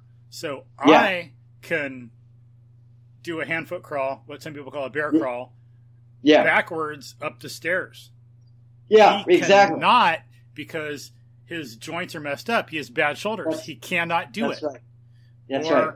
I've some football players I know, high school, college football players. I've taken them out. There's this slope at this park on the side of the road. So I get down, I do a backwards hand-foot crawl with good technique up it, chop, chop, chop, get up there. They can't do it. Yeah. They have bad technique. They can't even make it all the way up before they got to stop. And then, there was another example I was going to give, but, that kind of thing comes up just again and again and again in my own experience, So yeah, they're they can do a little bit and they got some power or some speed. They got limited movement, but they're broken movers, or really they're undeveloped and not optimal because of the culture and their programming. So yeah, it's only an I owe to MovNat, And so that's I'm right on the same page with you. There's certain MovNat or MovNat movements that strengthen the joints and ligaments that you just don't see in more mainstream programming, whether that be weightlifting weightlifting is great, running is great, but until you do a downward, a bear crawl down set of stairs, man, your shoulder, you work tendons and ligaments and muscles you never knew you had until you do that. Yeah, or I'll do a hand-foot crawl on a maybe 2-inch diameter pipe. Yep. And to develop that, it takes a while, and the MovNat's good at that. You don't just start there. I think some systems, like some people who do parkour might try to do something, have someone do it right away, but some people who know more about logical development, who teach parkour, are better teachers and wouldn't start that way.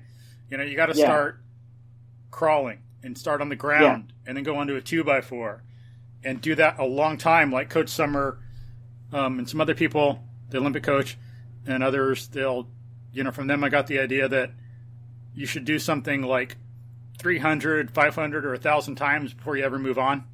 So do not jump off a 10-foot elevation and land on the ground until you've done an 8-foot. And do not do that until you've done 5. And don't do that until you've done 3. And don't do that until you've done 1. And don't do that until you've done a bunch on the ground. You got to do 300 or 500 on the ground. 300 to 500 with good technique from 6 inches. 300 to 500 from 3 feet. And so on. It's like that kind of thing. You got to get that neurological foundation locked in and hardwired, get the ligaments developed as we've talked about, then you can move on. But So yeah, and allowing those tissues to adapt. Yeah, I can only do that hand-foot crawl on a bar because of what I've done before through years of training. But, to kind of get to the point, like the balance and the strength to do a hand-foot crawl on a bar like that, the upper body tremendous. Work, you might be surprised. Yeah. Yeah. Because you want to be efficient and use balance to hold yourself there, but it still takes a lot of muscle control. That's right. Yeah. And people, what blows me, what blows a lot of people away is the first time they do that, they say, "Oh my God, you make it look so simple. You make it look so," and then they try it, and then it looks like a very simple pattern. But you're right, the amount of control it takes. Man, they're sweating like crazy, and they're shaking, and they're like, "Wow, that's intense." Oh yeah, that reminds me of my other story. Sometimes in my apartments, I'll bear crawl, hand-foot crawl backwards up the stairs to my second floor apartment. Yeah, and I know someone even said they've seen me in the past, and they said I make it look easy, so they tried it.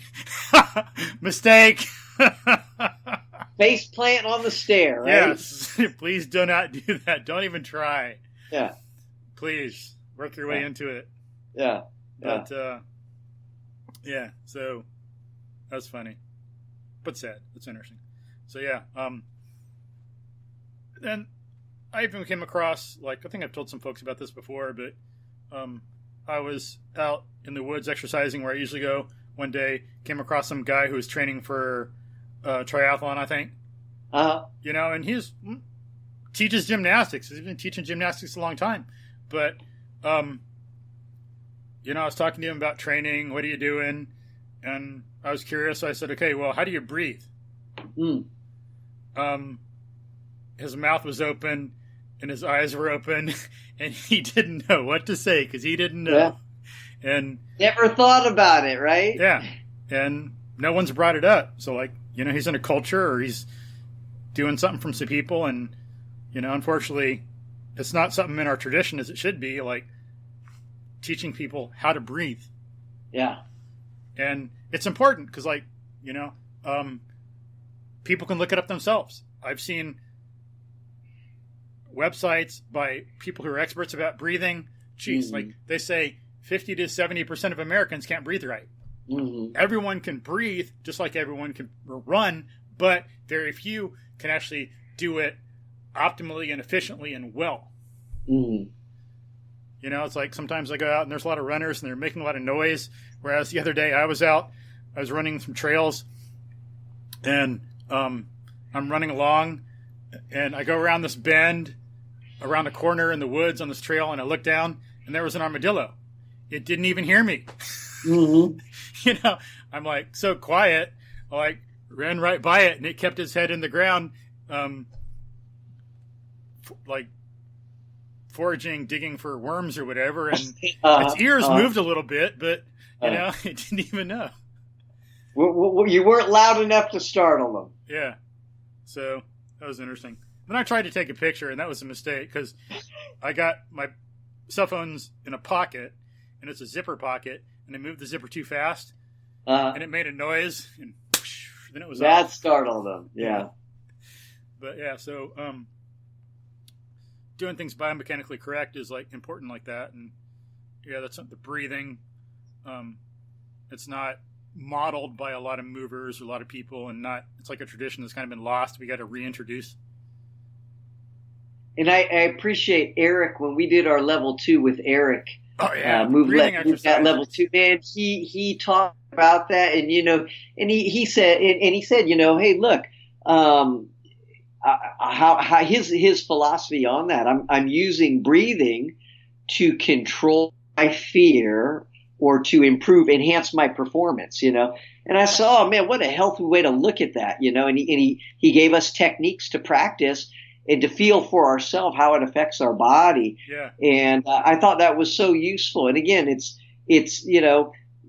in many other systems, they may have glanced on it, but for, Eric to spend an hour with us doing that and to give us a homework assignment, it's like, hey, that's pretty powerful.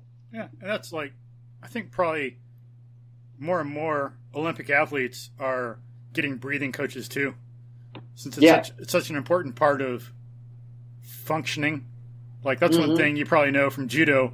Like I've heard that in martial arts, one thing someone can do to help subdue the opponent is put a knee or body or elbow in their ribcage. In their diaphragm. They can't breathe. Yeah. You can't breathe. They lose power. They lose energy. they gas out. Yeah. You kind of lose the will to fight when you're tired. You know? Yeah.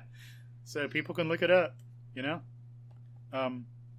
That breathing's important for performance. So that's a good illustration right there. But then there's actually people who make money doing nothing but teaching people how to breathe optimally and efficiently. Yeah. So something to really look into. And it's helped, you know, and it's used by a lot of people nowadays explicitly to help control stress, deal with traumas. Mm-hmm. Kind of like what you were saying extends that point of what Eric was saying. Mm-hmm. Yeah. But we've been going on for about 2 hours. It's such an awesome, interesting conversation. But well, I'm loving it. I hope the listeners get something out of it. You know, it's something useful. At least some references to look up. You know. Yeah, and it's good. Yeah, I'm glad you got personal experience with these guys, and you know, because I mean, I don't. And it's good to hear. Yeah, they like got rock solid technique. It makes sense. It's good to see some of the differences.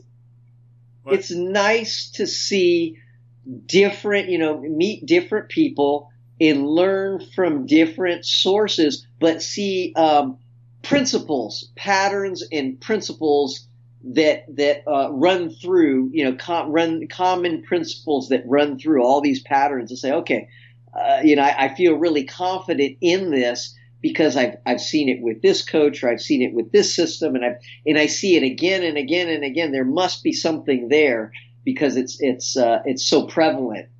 Yeah, that makes sense. It's like, for one thing, it's all human movement, so it should be the same. But then, like it's important to see some things in different areas to generalize properly. Just like Kitty. Can you hear my kitty?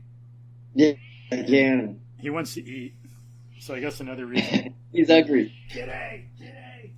Another reason I guess we gotta wrap up a little bit, but so there's a lot of questions we didn't get to, but there's a lot of interesting information just hearing about your background and about, you know, having you tell folks about yourself. It's interesting hearing about the history of American physical education and fitness and what's gone on. And because, as you say, you know, for one thing, it's important for people to do their own research. Yeah. As I've said, like, you know, you said do your own research. And as I've said, it's important to know the history of ideas. So look back and see where, just because we do things in a certain way and there's a lot of sports doesn't mean it's best for our kids or our students. Right. Doesn't mean that's what we should do. And so, and then people are all stressed, like running around being soccer moms or whatever. Oh, I got to take my kids here. I got to take my kids there. I got to take my kids here. No, take them to the park and let them play. Yeah. And then like de-stress or do something else or play with them. Yeah. You know, because like some people think they're too busy to exercise. Well, maybe they are in the way their current life is, but they can still have their children develop well and have themselves develop well. By just restructuring. Yeah.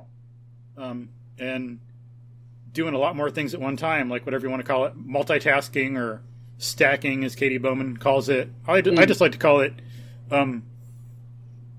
integrating more things into your life. Mm-hmm. So like what Katie Bowman would call stacking, I just call like integrating things. So like, for example, when I'm out in the woods, sometimes I can do many things at one time, like picking up trash. A lot of people would think, well, picking up trash, big deal. What does that matter? Yeah, you come try picking up trash with me sometime. It's like, talk about stacking or multitasking or integrated movement.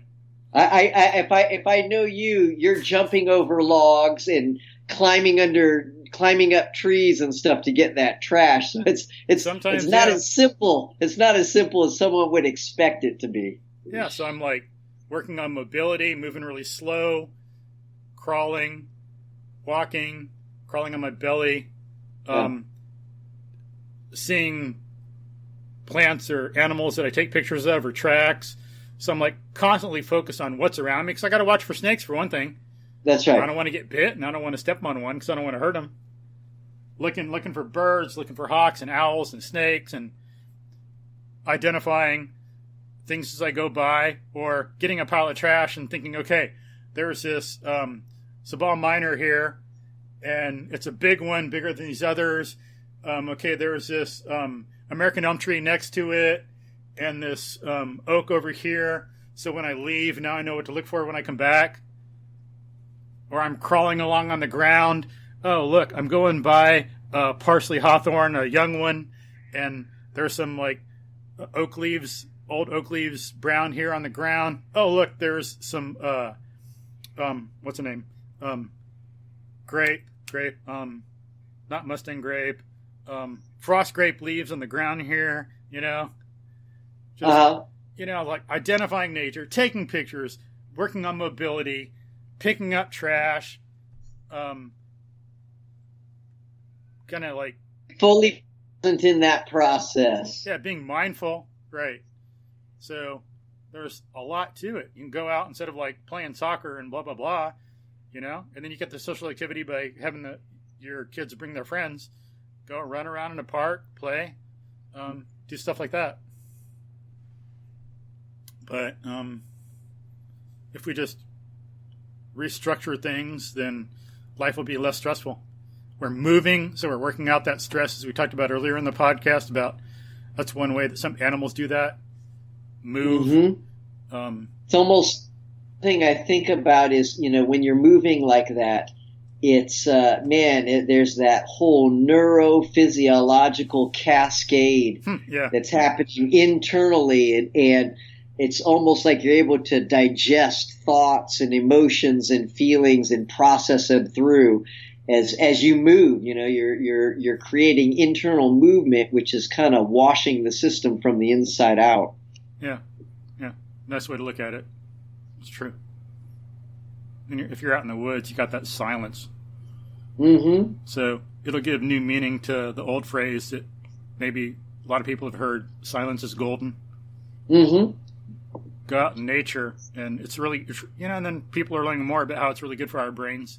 Mm-hmm.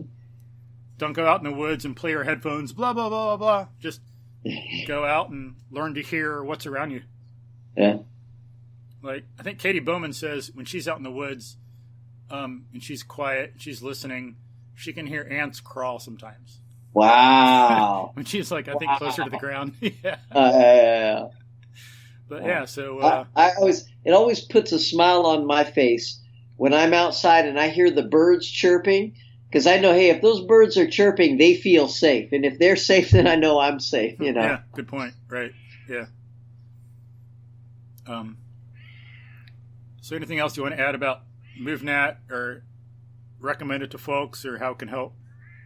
Yeah, just my journey has been a blessing. I've really enjoyed this process.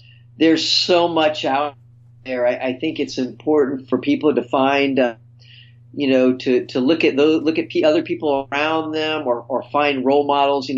I get really inspired, watching people like you and Eric move when I see Ido Portal do his thing on YouTube, or gymnastics, wrestlers, judo. I mean, I watch these guys. Even, who really inspires me when Mike Tyson went at his prime, just to say, wow, just poetry in motion that develops such a sophistication of rhythm and timing and sequence. And boy, that really inspires me and keeps me wanting to learn. And we've met a lot of the same. I know Chris Sommers. I followed. I listen to him because I want to know about how do the gymnasts train their connective tissue, their tendons and their ligaments and bone to withstand the sort of loads they put on their body. Yeah. You know, how do they prepare their body for that sort of conditioning and that intensity of training? And you know, using, you know, think about it, they're using relative their body strength. You don't hear a whole lot of gymnasts, you know, doing power lifts or Olympic lifts. They're just getting their reps of doing gymnastics, you know, of doing body weight, their movements, right? Conditioning. Who else? I think the gold medal body people do a good job. Mentioned Ron Jones. Another guy I've seen recently on the internet, his name's Cameron Shane. He's got some martial arts down in Los Angeles. It looks really interesting, kind of hybrid of different movement systems. He just moves great mover. But you know, like going back, how did I get into MovNat? You know, I think MovNat provides a really nice solid foundation of breadth and depth. And I thought I took the curriculum, the way it was laid out and the way to teach it, it really helped me as a movement coach and a strength and conditioning coach, as a PE coach. Just, boy, this is information I'd like to impart to the people that I work with that I think will benefit them both, but from years to come. So yeah, and like that reminds me too. I was going to say earlier, but I forgot. But Cameron Prado here in town says the same thing. He's like, he learned a lot from parkour. Could be a really good mover. Was very good at it. Did some yoga. Did some martial arts. Knew a lot as it was. Would have been fine. But I haven't found the article. He said in an article, I got to see if I can find it again. But he said that it wasn't until he studied MovNat that he finally understood human movement. Yeah. He was good. He's a great practitioner of parkour. But that is what finally gave him the key that he was looking for. I think I've heard that from other folks too. I think kind of unlocks something, just or ties, you know, connects the dots, just does something. So, okay, here's a piece of the puzzle that I needed. Yeah, probably kind of like Newton coming along. You got Galileo and Kepler and all this other stuff, and then Newton comes along and it's like, as some people said, I forgot who the author was, but someone in history said something like, let me paraphrase, God said, "Let there be light," and there was Newton, or something like that. You know, another thing I really like, Michael, and maybe we'll get into it on another podcast, is I like to see people who are older, much older than me, in their 60s and 70s and 80s, who still move well. You know, some person who comes to mind is Steve Maxwell. Cool. Who's, you know, in his 60s, still doing Brazilian Jiu-Jitsu, is still in great shape. And it's like, you know, as I age, I want to age gracefully, and I want to move well as I get older. Yeah. That's another thing. We need more, like, movement role models like that. There's the bad idea in the culture that you get, quote-unquote, old after 30, it's over, you go downhill. Mm-hmm. And then a lot of people give up. And that's sad. It'd be nice if there were better ideas in the culture, so men and women realize more of their full human potential, their movement potential. Mm-hmm. You know, because part of the human potential is the movement potential. Really develop that and be the best you can be. Then they can, you know, like live longer, help take care of their grandkids, play more with their grandkids, remember more, not, you know, suffer from some of that horrible Alzheimer's and Parkinson's and stuff. It'd be nice if we could have like a culture where that didn't happen as much, if at all. You know, it's like, it's sad and unfortunate, but so dig into MovNat and look at other things, like learn from different people, and then I think when you get some MovNat down, that helps you get better judgment about who to look at and who not, and what to take out of things. You know, the more you learn, the more you're able to take and develop in yourself the biomechanically correct and be true to your nature. Kind of get rid of some of the bad ideas out there in yourself. I know I sure have had to. It's been a journey. It's like I wish I would have known this when I was younger, but better now than never, you know? Sure. But cool. So yeah, so like we can still in the future podcast would be nice to talk more about the other questions and even like what is MovNat, you know, developing what you were reading in the MovNat manual, kind of developing some of those concepts more, seeing what you think about them or what you like about them. Yeah. But it'd be nice, like, if you, especially if it's a next podcast, because the way you are, we're going to get another history lesson. That'd be awesome. We're going to call you Professor Jay. We're calling you a nickname now. Jay the Professor Beito. It's easy to talk about stuff you're interested in, right? I understand that, yeah. When you're passionate, you can talk about it. Yeah. Well, I sure appreciate you, Michael. I appreciate you having me on the show, and I appreciate the videos you post. You know, when I look at your Facebook or I look at the YouTube, it's like it's fun. That's what it is. Fun to me. It's like, wow, this is really cool, you know.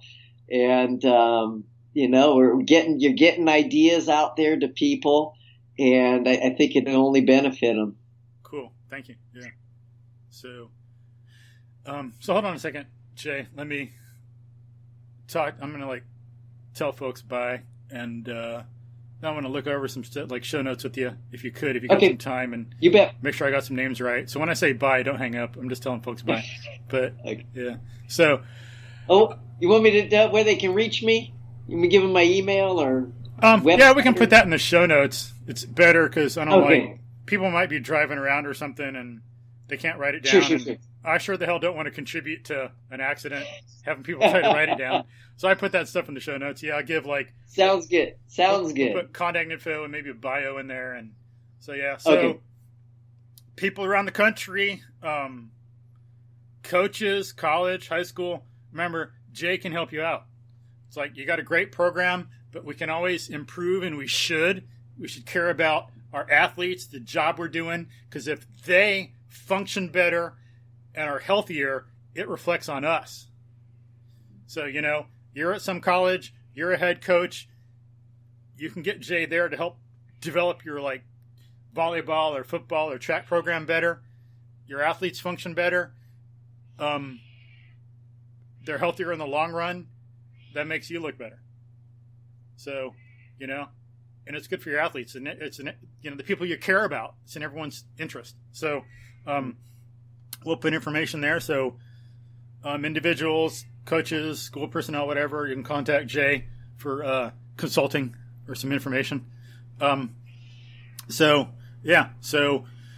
great podcast. At least for me, I enjoyed it. At least if I'm the only listener. I enjoyed it. Oh, well, yeah. It'd be two listeners, me and you. Hey, you listeners, I hope you enjoy as well. God bless you. But, so I hope you enjoyed it. It was like a great beginning discussion with Jay about movement and MovNat and what you can do and the history of it. But, again, if you hope you enjoyed the podcast, and if you find the ideas valuable and worth sharing, then please, share it with friends, share the podcast with friends, leave a rational review. Please leave some 4 or 5 star ratings. Or heck, if you hate the show and you want to totally trash us, please say, this is the worst show, it's the worst information, this is destroying people. Go for it. Bring it on. I dare you.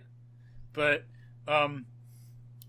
share it with coaches, please, athletes, professional, high school, college, share it with parents, because this information can help all different kinds of people. We might even be talking about one point in the podcast, college coaches or something, but it relates to us, how we can make ourselves better, to parents, to volunteer coaches, all around the board. It's about making us individually better and making our culture better. So please share it. Please leave some reviews. And, if you find it valuable enough and you want to donate, give some contributions, we'd appreciate that. I'm a starving artist. I'm not Bill Gates.